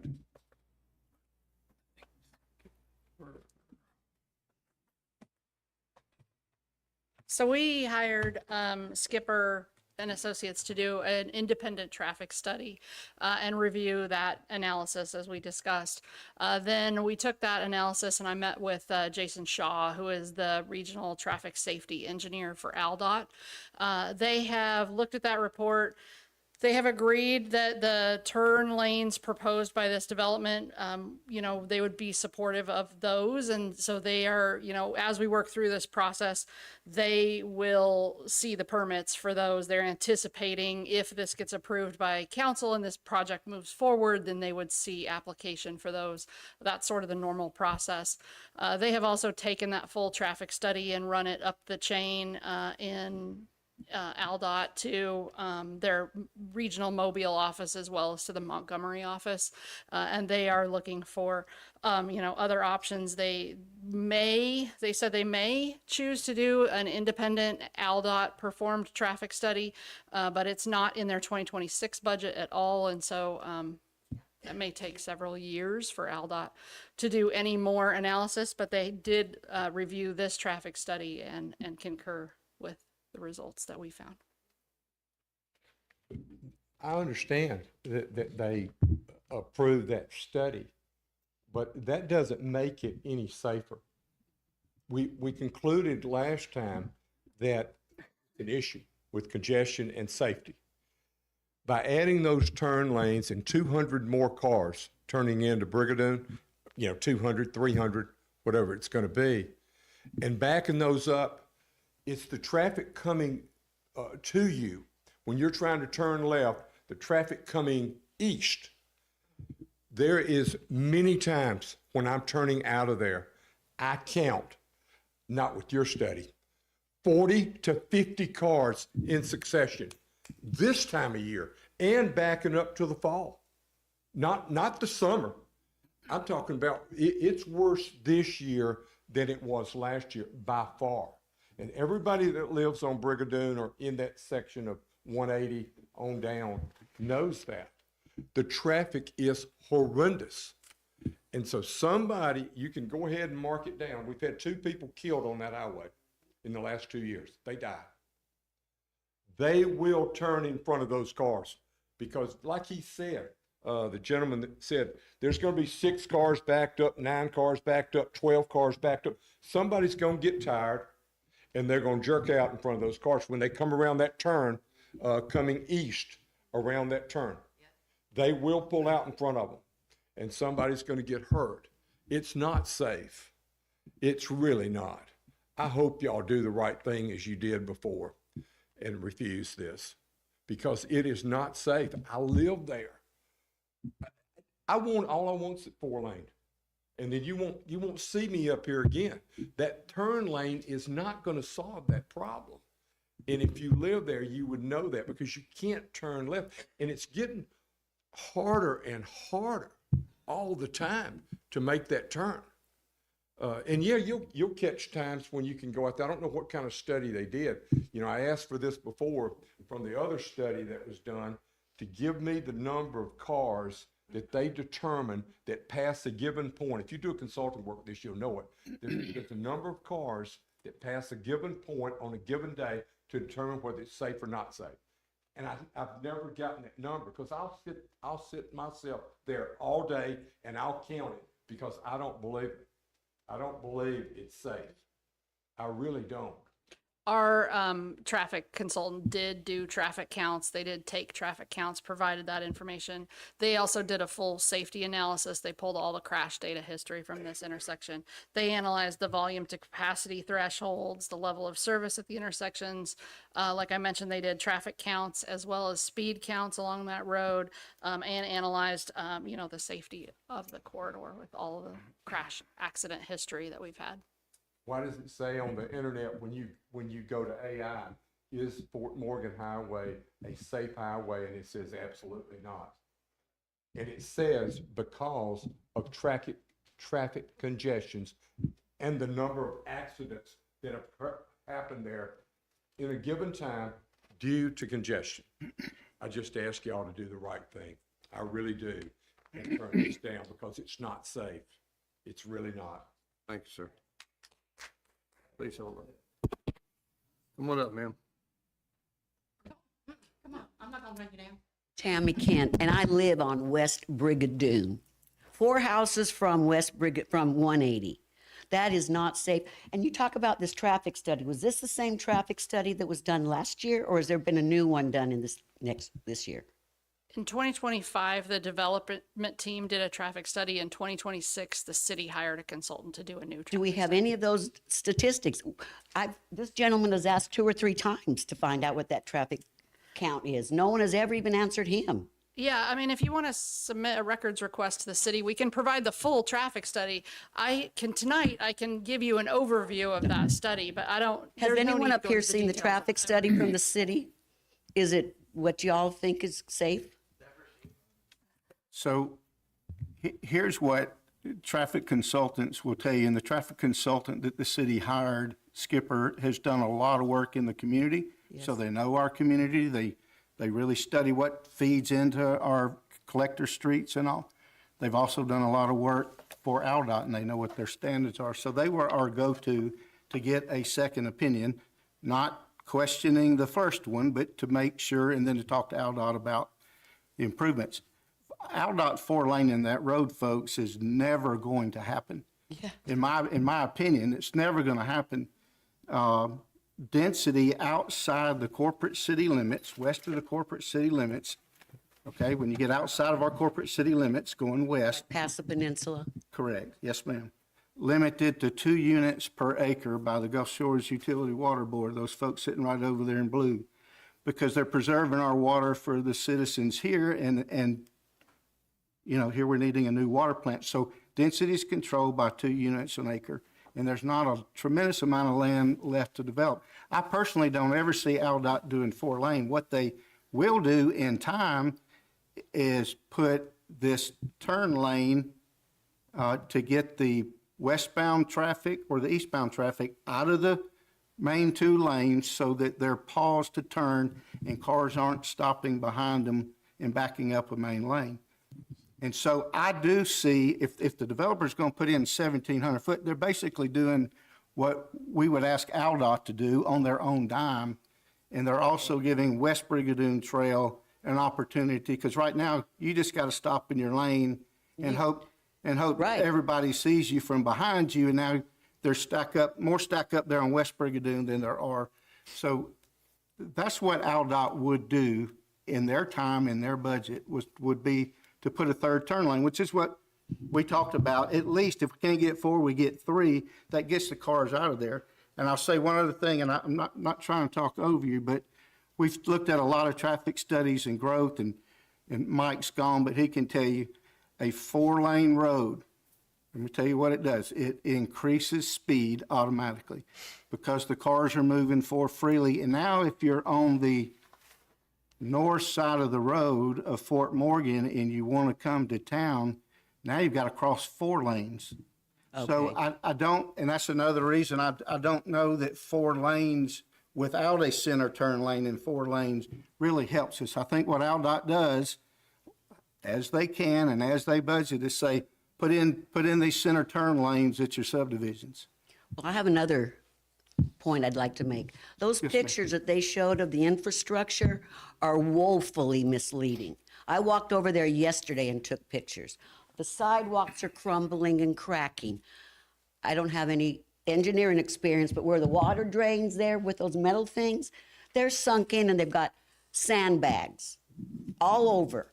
I don't know how they think that you can use that existing structures. Well, they're not. They're having to bring all of that up to our new city street Well, standards. no, they wanted 5-foot sidewalks. They're not bringing it up to 6-foot sidewalks. Well, we're getting new sidewalks in the streets, I guess is what my comment was. Okay, thank you. Yes, ma'am. Mr. Harris, I'll say one thing about the 3 lanes and the 4-lane deal. Yes, sir. You may be right that ADOT won't 4-lane that highway, but I can assure you of one thing, and you remember this when the number of accidents happen right there, because they're going to happen. 200 more cars. Do you really think that's going to help the situation with the turn lane? I don't. I really don't. That turn lane is not going to solve this problem. Problem is, it's overbuilt on the 2-lane highway. And if ADOT doesn't want to 4-lane it because it speeds up, then I can't help that. Don't build it. That's the only thing that will make it safer, is less cars. And this is not doing that. And I agree with them. I'm Barbara Donahue, and I live at 1854 Middle Brigadoon Trail. And one of the biggest problems that even the turn lane won't answer is us trying to get out onto that road. If we're going to put, as he's saying, an additional 200 cars for these new residents, what about the 200 you just approved a quarter a mile from there that are still going to be coming and overloading this road? We can't take it anymore. You can't get in and you can't get out. And you're just making it worse by continuing to build more and more houses where you already have a problem and you know it's a problem and there's no answer to it. It's insane. If you would please just drive in there, make the loop, and try to get out on Middle Brigadoon Trail and see how hard it is. You can't see traffic coming from that road. So when you come out there, you've taken your life in your own hands because they're not doing 45. Some of them are doing 70 when they come through there. And you're trying to get out. And now we've added golf carts down there and dropped the speed limit to 25 in order to accommodate them.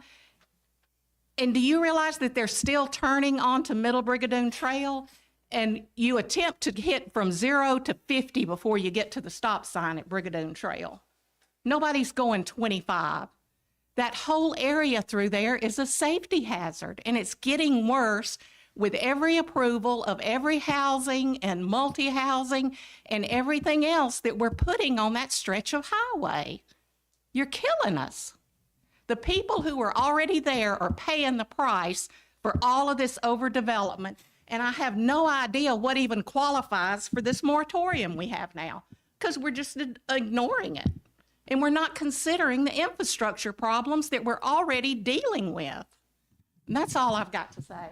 Again, you guys are going to have to live with it at the fatalities that are going to happen on that road once you keep adding all of these cars continually. I hope you sleep good at night. Thank you, ma'am. Yes, sir. My name's Gary Goddard. I am 1525 Canary Court on the absolute opposite side of these guys. But they are so totally right. And just after Adams Homes, that place was empty not a year ago. And now there's 100 houses there full of families, not with 1 car, 2 cars, 3 cars. And now the Colony part of where we are in has just started their renovation, and they're going to add another 30, 40, my statistics aren't right, 30, 40, 50 more houses. They're all trying to get out the other direction. We got a little tiny runoff lane to get off onto the Colony is where we are, and we're lucky to have it. But try to get back out there. And when you do your studies, do the darn studies when the school buses are coming through. When we come through there, when the school buses are coming down there, you can get backed up for hours. Do a study when the school buses are coming. And the trash truck. And the ferries are running twice. Hold on.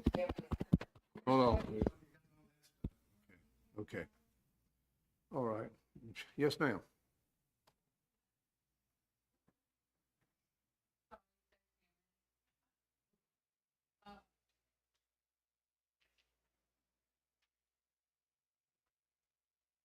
School buses back that thing up.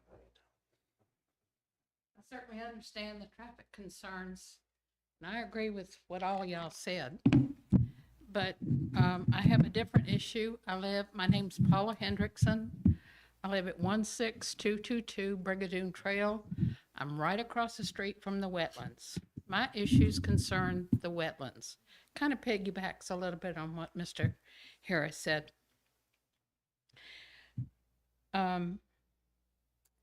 I've seen language in the history of this development that talks about preserving, protecting in perpetuity the wetlands.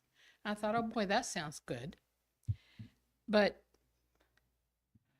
your comment about the signage in this new development, you're going to tell all the new residents it's supposed to be protected in perpetuity. But what if they don't protect it? I mean, how do you define protecting that? What are the consequences if that wetlands is not protected? Who's going to monitor it? Who's going to enforce it? That's one concern that I have.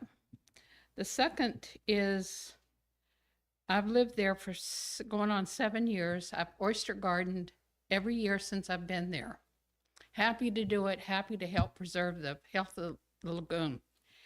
But with these two ponds that they're talking about, one, if I understand it correctly, one collects the water, the second pond will be treated with that collected water and then flushed into the lagoon. What is being flushed into the lagoon? In my efforts to keep the lagoon healthy all for naught, not knowing what's being flushed in the water? And who's going to monitor that? Who's going to enforce if there's non-compliance with what's being flushed? Who owns the lagoon? What entity owns the lagoon? I'm sorry, the wetlands. Do y'all know? Right now, they're private. They'll be put in a conservation easement with the Department of Conservation. So it's a government entity that's, okay. And I can answer your question about the wetland, if something occurs in the wetlands. So the city has wetland protection regulations, and we have enforcement provisions within those regulations. If someone starts filling or damaging the wetlands, we can follow those procedures. And it's probably taking them to court. That's usually what the remedy is. But Alabama Department of Environmental Management also has regulations to protect wetlands, as well as the U.S. Corps of Engineers. That all sounds good to me as a layperson, but again, people that are going to build homes there, they're going to fertilize, they're going to put chemicals on their lawns. All that eventually is going to get to the lagoon. Okay, that's what I'm assuming. So a homeowner might say, who cares? Maybe I have to pay a $500 fine. I don't know what the consequences would be. But it makes me wonder, the enforcement part, is it going to be strong enough to prevent people from polluting the lagoon? I don't know. That's a concern. The last point I wanted to make is, I put my glasses on, I can't see. Ma'am, your 3 minutes are up, but go ahead and I'll let you finish your last point. Okay.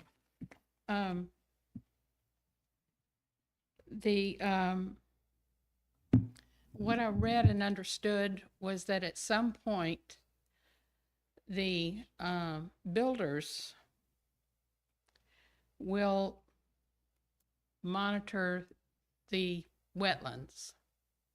It's going to be their responsibility.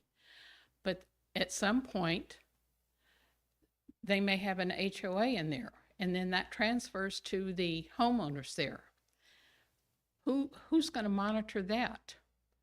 What are going to be the consequences of homeowners that don't follow whatever regulations we have? And the transfer, I guess the builders are asking or hoping that the South Alabama Trust, if they donate the wetlands to them, that relieves them of all the responsibility that they put before all of y'all to get approval to build. They're relieved of all that responsibility. And now it's on to South Alabama Trust. Who's gonna monitor that?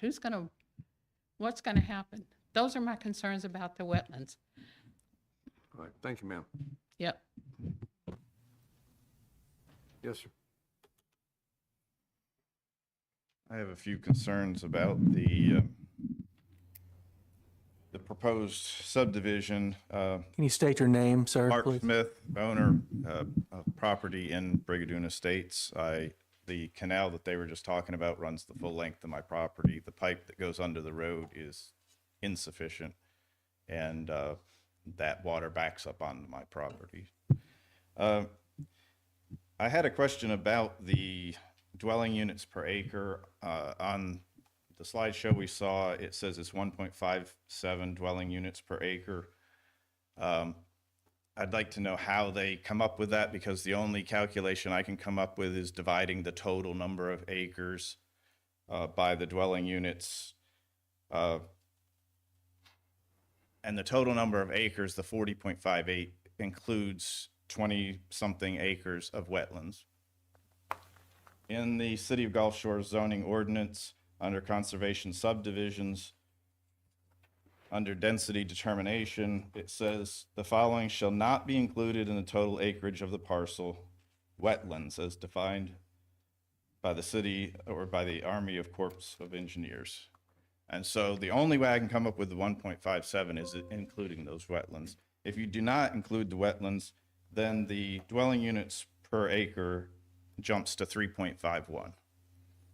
Also, there was a wetlands delineation done for the 2024 meeting, and it indicated that there were 22 acres of wetlands, not 17.8. If you subtract the 22 acres instead of the 17, then the units per acre jumps to 4.32. I'd like to know where those other 5 acres of wetlands went to between 2024 and now. If anybody could answer any of those questions that I've brought up so far, because I have a few more questions. So the density, as I stated in my presentation, is determined based on the underlying zoning and how many units you can achieve per the underlying zoning standards. That came out to 66 units per acre. That's the reason Yeah, for the density. that wasn't my question. The question was, how do you come up with the 1.57 dwelling units per acre? That was used calculating using the entire property. Right, which the zoning ordinance says not to do. But the zoning ordinance says how you determine the density allowed is you use the property, removing the wetlands, the streets and all that, and how much density can you get per using, developing it with a standard subdivision. They can get 66 dwelling units. And that's what the density is determined for the conservation subdivision. You're kind of looking at two different things. Yeah, we are looking at two different things, but part of deciding whether or not we do this is you have to abide by a certain maximum of dwelling units per acre. Andy, go to the graphic.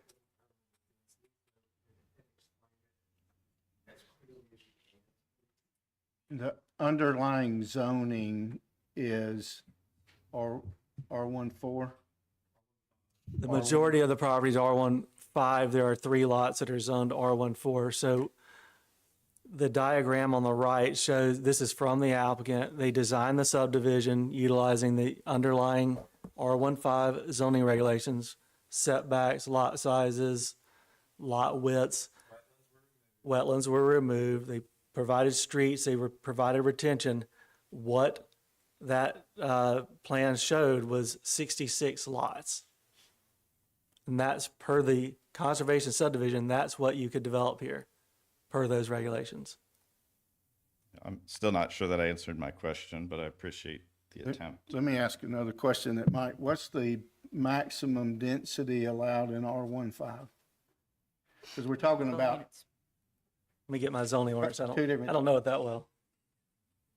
I think that might help us get on the same page.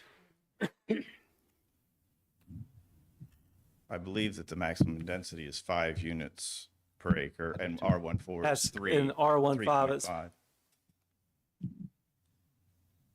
5 dwelling units per acre. Yeah, that's what I thought. So even if we back out the wetlands in your analysis, we're still below the 5. But my point kind of was, I don't trust a lot of the numbers that are on here. The 22 acres of wetlands suddenly dropped to 17, and the 1.57 dwelling units, which it states right in here you should not include in the density calculation.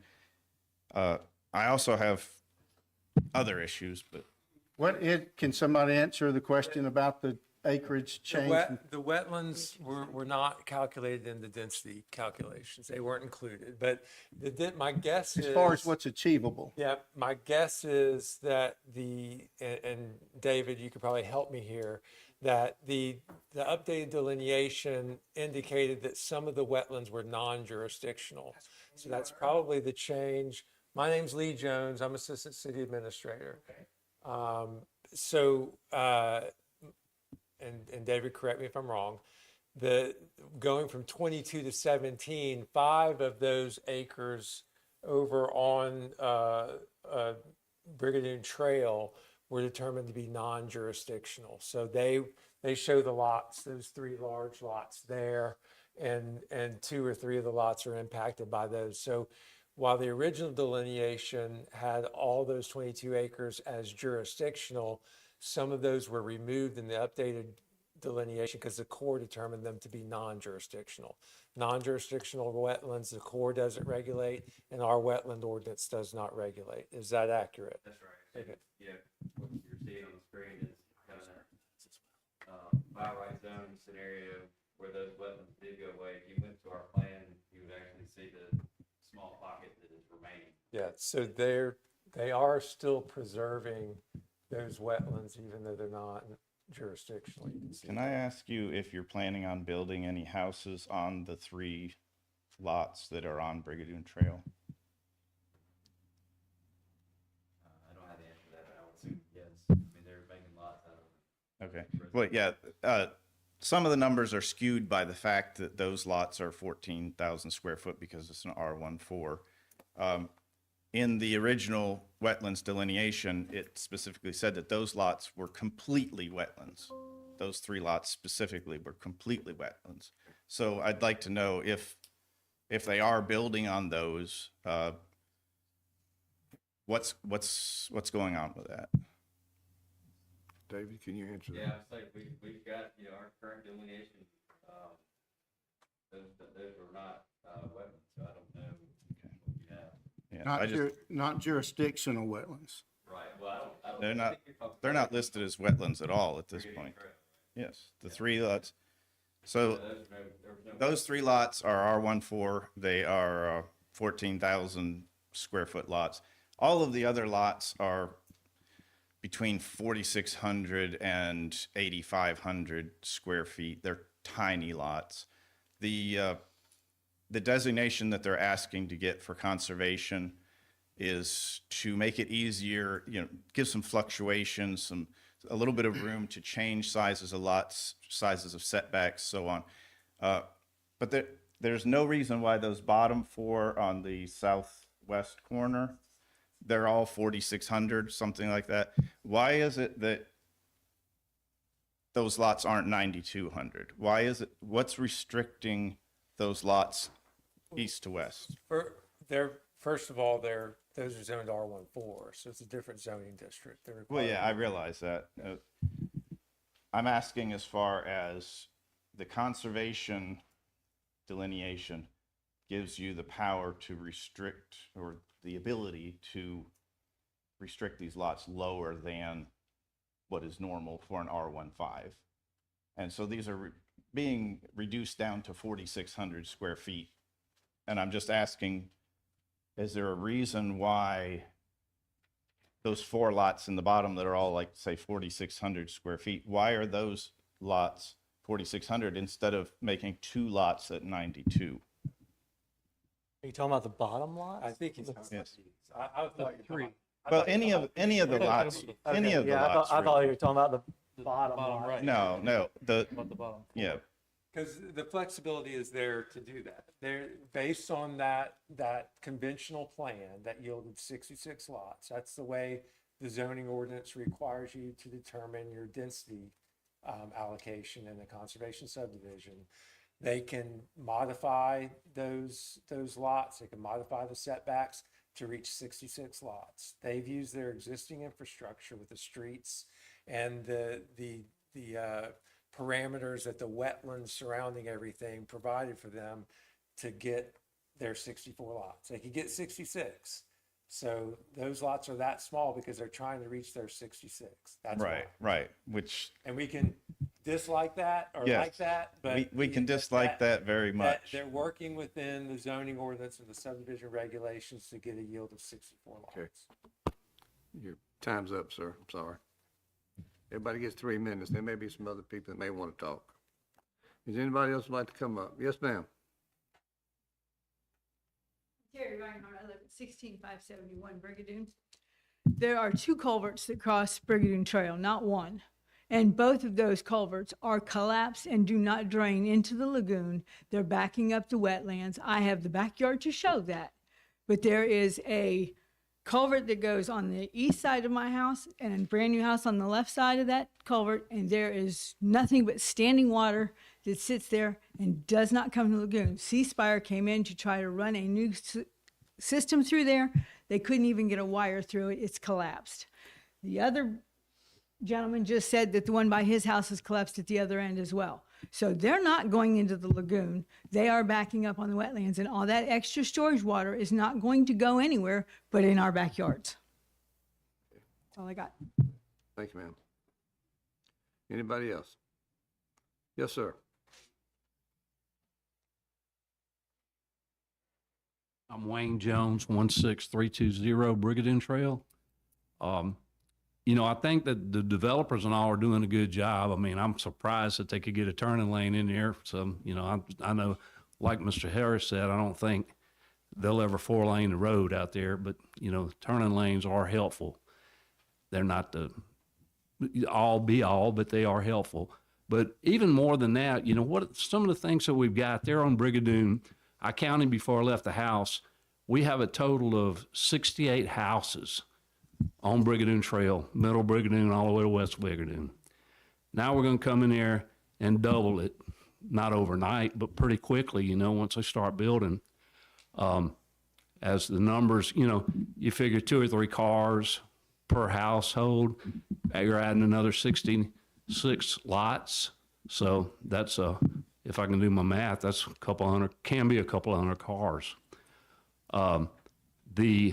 Another main concern is that through the years, and I know it's not this development, but through the years that the wetlands out there were abused and destroyed per different developers.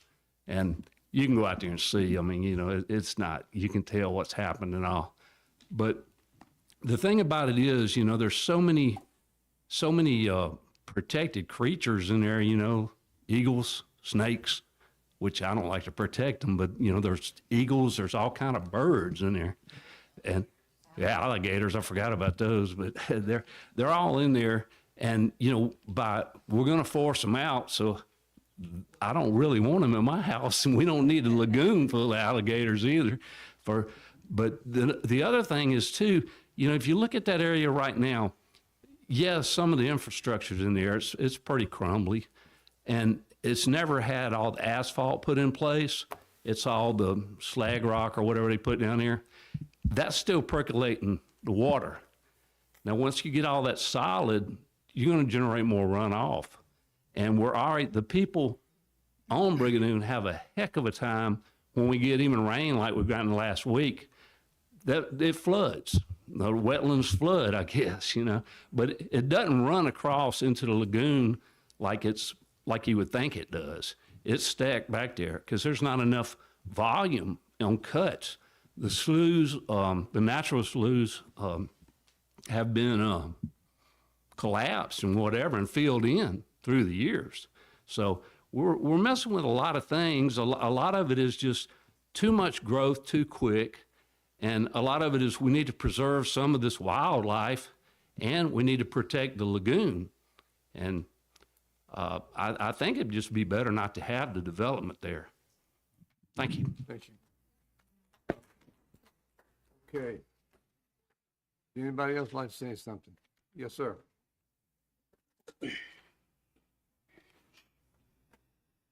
If y'all notice on the screens, just to keep up with your time, everybody gets 3 minutes to speak, and there's a timer on the TVs. Good evening, Commissioners. My name's Chris Anderson. I'm an attorney here locally that's working with the developers of this project.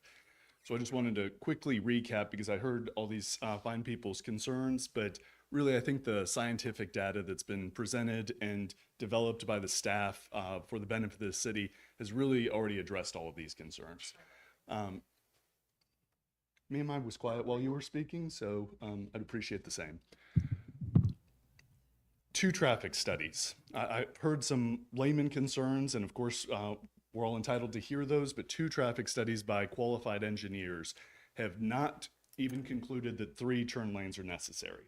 The 3 turn lanes have gone significantly above and beyond at the developer's expense to not only make this neighborhood that will be the subject of this subdivision, but also the surrounding neighborhood safer. That's an enormous expense being borne by the developer that would typically be an ALDOT expense. That was something that was done with the cooperation of staff at the urging of staff, and something that was not required by any of the subdivision regulations or ordinances of the city. But the developer here wants to be the best possible neighbor to this neighborhood that already exists, and also improve the safety of this area. The second thing that I heard a lot of concerns about was wildlife, wetlands. I share those concerns across coastal Alabama. I own property on the Fort Morgan Peninsula, and I think one buys out there for that reason, that it's such a beautiful, America's rainforest. The dedication of this property to the South Alabama Land Trust, who will have the ongoing maintenance obligation and the highest incentive to call ADEM if someone's dumping something or take care of whatever problems might be going on. None of that exists now. The current landowner has no incentive to do that if teenagers go out there and want to set off fireworks and burn it all down. The South Alabama Land Trust has thousands and thousands of acres under its management, tens of thousands of acres for precisely this purpose. So I share these folks' concern, and the developers have that plan in place. The way tax law works is if the South Alabama Land Trust goes under for some reason 10, 20, 30 years from now, that'll get passed on to another land trust, and there's all kinds of incentives in place for that to occur. So valid concerns about the management of wetlands in the area, but there's a great plan in place here to address that.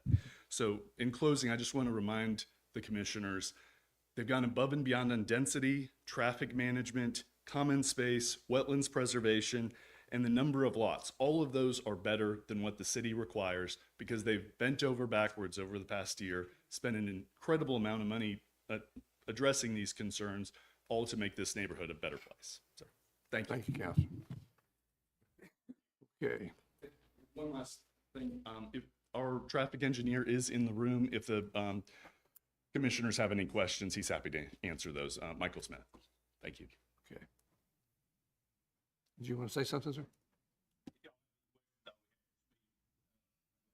You come up to so everybody can hear you, so you're on TV but the microphone. Michael Smith, Alco Engineering Services. I did the original traffic study for this. Recommended the westbound left turn lane into the east access, as Andy went over to begin with. I agree with everything they've said. I think this lengthy 1,700 foot long center turn lane will help. I've heard a lot of talk about 200 cars added. 64 houses, maybe for the daily trips would present that amount of traffic. We analyzed turn lanes warranting on peak hour traffic. That's 7 to 9, 4 to 6 typical times. That was done in March 10th of last year when we took counts. So you would be looking at a total spread across all 3 driveways per my study of about 50 cars, not 200. And so What you're saying is that all the 200 aren't going to come out there at one time. exactly, that's what I'm saying. It's not a mass influx of everybody coming in. And David was speaking earlier about 6 cars, 9 cars, 12 cars. He's talking about the queue length, the storage volume provided in these turn lanes. Not that there's going to be 12 cars sitting there at one time waiting to turn. That's not how people come in and go to and from school, work, or other. There may be a couple sitting there at a time. They'll have plenty of room to queue up and wait, and then they'll leave and come on out. But if anybody has a specific question, I'll Would it do any good to lower the speed limit across the whole highway?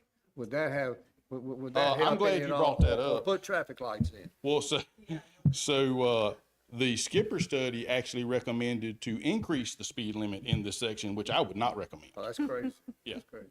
Yeah. So I would not recommend that. What about traffic lights? Would that help? Would that slow down traffic any? That would slow down traffic. Traffic signals develop their own safety concerns from rear end collisions. And they're also an enormous expense for that someone would have to foot the bill. We're just trying to figure out a way to accommodate. To install a traffic signal on a state route, it has to satisfy a traffic signal warrant. I'm sorry. It has to meet a traffic signal warrant, which is based off of, you would have to satisfy at least 8 hours of certain criteria throughout the day. I don't think the traffic's there as far as Brigadoon Trail West, for instance. I don't think the traffic volume.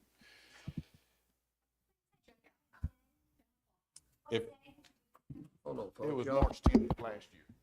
It was a weekday. Tuesday, Wednesday, or Thursday is when you count traffic. So it's school day.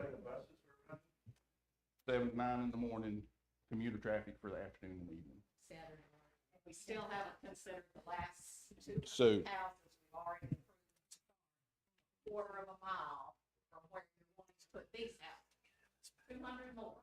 So add those cars in there and do some projections on that. So in our traffic study that we had Skipper do, Skipper did look at signals and there was no warrants met for any signals. So they did not recommend adding any signals to that, to the road. What about the speed limit? They did, the Skipper study does recommend increasing the speed limit on the roadway based on the existing speeds out there. But we are not gonna jump on that. We have had some discussions with AlDOT and we're gonna have further discussion with AlDOT before the speed limit's changed on that road. Okay. Yeah. All right. Thank you, Yeah. sir. Appreciate Yeah, it. thank you. Okay, in the essence, go ahead. They'll have to be winding this up here pretty soon, folks. Go ahead. Yes, ma'am. Susan King, 16820 Brigadoon Trail. I did not get a letter about this meeting. The only reason why I knew there was this meeting is because every time it rains really hard, I drive down to West Brigadoon because it's much lower than where I live. And I like to see how much rain we got, which you can tell from a lot of yards. And I'm not saying that in a mean way, but you can just like, there's a house on the corner and these poor people lose their yard every time it rains. I'm worried about the drainage. I'm worried about animals, but I do have a question, and I did want to thank you very much because I felt like you were really good to us last time. You had said something, Mr. Harris, about trying to line up the entrance to the subdivision across the street from us with ours because you thought it might be helpful with not having, 5 different turning lanes or 4 different turning lanes within a quarter of a mile. And I'm just wondering if anything has come of that and if those people would then be using that turning lane to, go east. Because, yes, I'm not sure, somebody got up and was talking about how hard it is to make a left-hand turn out of their north side. Yes, right. And so is that going to be possible? Because like I said, I just know that it was brought up last time. Yeah, I think the value of alignment is in addition with a traffic signal, not without. And so that was what my comment was about. I have another question before we're completely done, but if Go ahead. the comments about the storm, because I was really hung up on this stormwater from the last meeting, and I've gotten a lot of answers. Thank you, David. But the drain pipes that are not draining that we're hearing about, are those public? Are they private? Will they be improved? Anybody going to repair those, improve those if we're adding more water to that? Where does that responsibility fall, and how do we ensure that that's part of this plan? So the existing culverts under Brigadoon are in the public right of way. And so our Public Works Department maintains those. There is the increase in flow from this development is negated by the fact that they're installing ponds and detaining on site. So their runoff won't cause a big problem at those downstream culverts. That's the purpose of a detention pond. We can certainly coordinate with Public Works to go out and make sure those culverts are in good condition. I know we've heard tonight that some of them are crushed or damaged, and so we've got it on our list to talk to Public Works about. Okay, but that's good. So we're not increasing the rate of water through those culverts, but if they're deteriorating now, they're not managing what's already going through them? Well, so, but I know we just had a citywide infrastructure analysis done, assessment done, that we've just gotten back, that looked at all of our roads, all of our sidewalks, curbing, condition of everything. And then a priority list is going to be put together with the budgets. And so we can, instead of saying we're going to spend $1 million a year on resurfacing, where do we need to spend it first so the condition doesn't get worse and cause us more money? But if that's a problem now, hopefully we can get that to the top of our public works list. We'll talk to Public Works. Thank you. All right. Okay. Yes, ma'am. Okay. Okay, Mel, I think it's time to close the public hearing. And I'll address any questions from up here, or I will, Chair will entertain a motion. For fear of opening up a can of worms, I would like to ask the staff one question about the the timing of this application coming before this body during a period that there is a pause on the or a moratorium in place. Can you remind me of why this is here and why this is a valid permit to look at? So they submitted this application prior to the moratorium going into effect. That's all I want to hear. I want to let the audience hear that as well.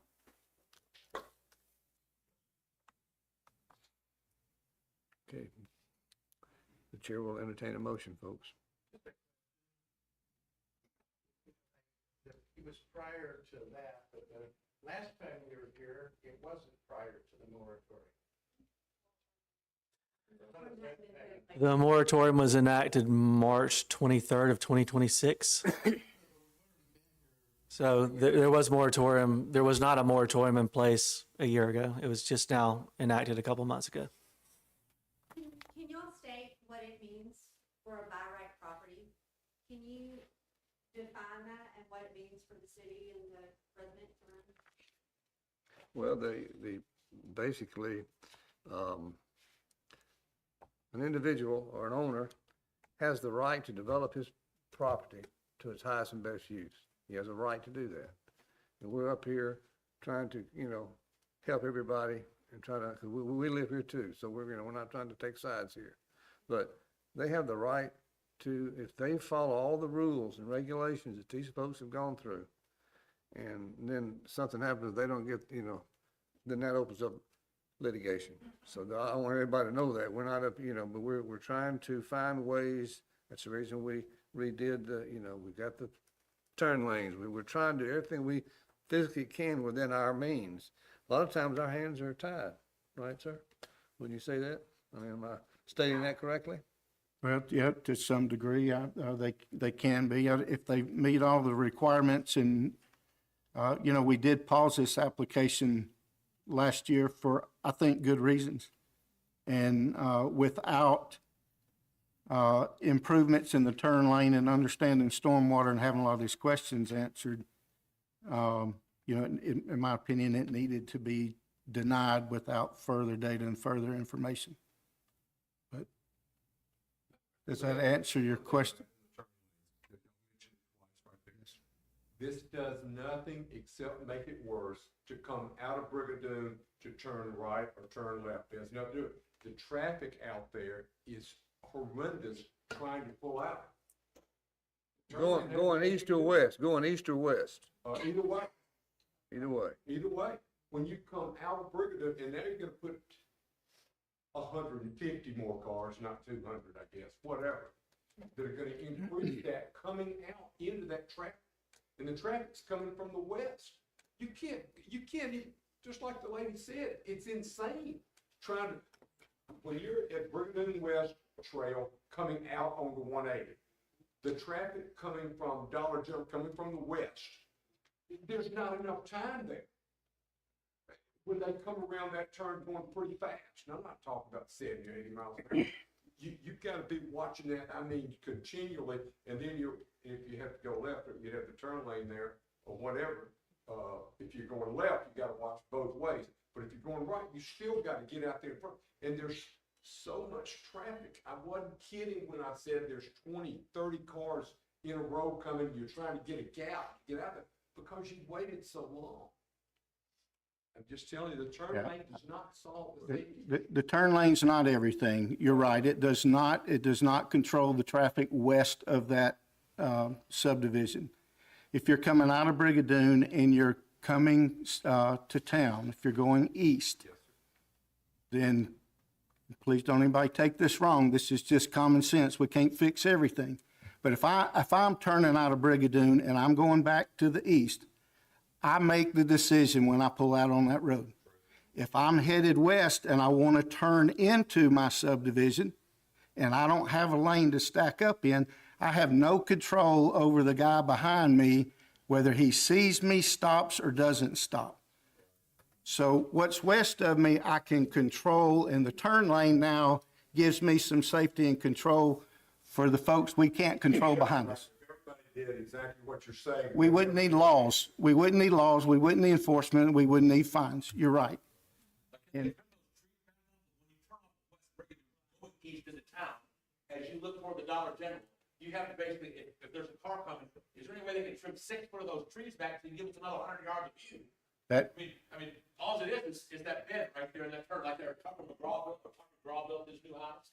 If you can take 4 or 5 foot of those trees and get them off of Fort Morgan Road and let us be down there a little further. I drive a 20-year-old truck. Let me tell you something. I floor, shit falls off my truck. You can't do that. You see what I'm saying? I don't have the time to get right on Brigadoon. flag them tonight. I'll cut them tomorrow night. No, to answer your question, no, it can't, those trees can be trimmed on the state right away. We can put in a request for those areas for better sightline. Okay. Okay, folks, I think we've belabored this best we can. The chair will entertain a motion. I make a motion that we approve the Water Oaks preliminary subdivision plat with staff recommendations. Second. Can we add the addition of the underneath parking for all homes as discussed earlier? Yeah. Thank you very much. We want to add the underneath parking to that motion. And so we have a motion and a second. Mel, can you give us a count, please? Roll call. Yes. Philip Heron, Yes. Richard Lamar, Yes. Grant Brown, Yes. Dr. Mary Edwards Long, Yes. Jason Holt, Yes. and Ray Moore. Yes. Okay. All right. Motion carried. Water Oaks preliminary subdivision is approved. Folks, we do appreciate all your comments. We've got to, well, Not a waste. sorry you feel that way. We spent a lot of time, sir, trying to get this to be the best we can get it. You made another mistake. Okay. It's okay. You made a mistake. I understand. You're gonna see, when it's safety, it's not safe, there'll be accidents right there, and you should feel responsibility. What do you think, Doc? I think do the best we can. Oh, good. Okay. Giving us 3 turn lanes. Is there anybody out here, person not listed on the formal agenda that would like to address this body today? Or anything else? All right. Communications from staff, planning commission. Anything, guys? Need to tell us anything? No. Okay. I'll take a motion to adjourn. So moved. Okay. See you next time. Our next meeting date is June 23rd. Terrence.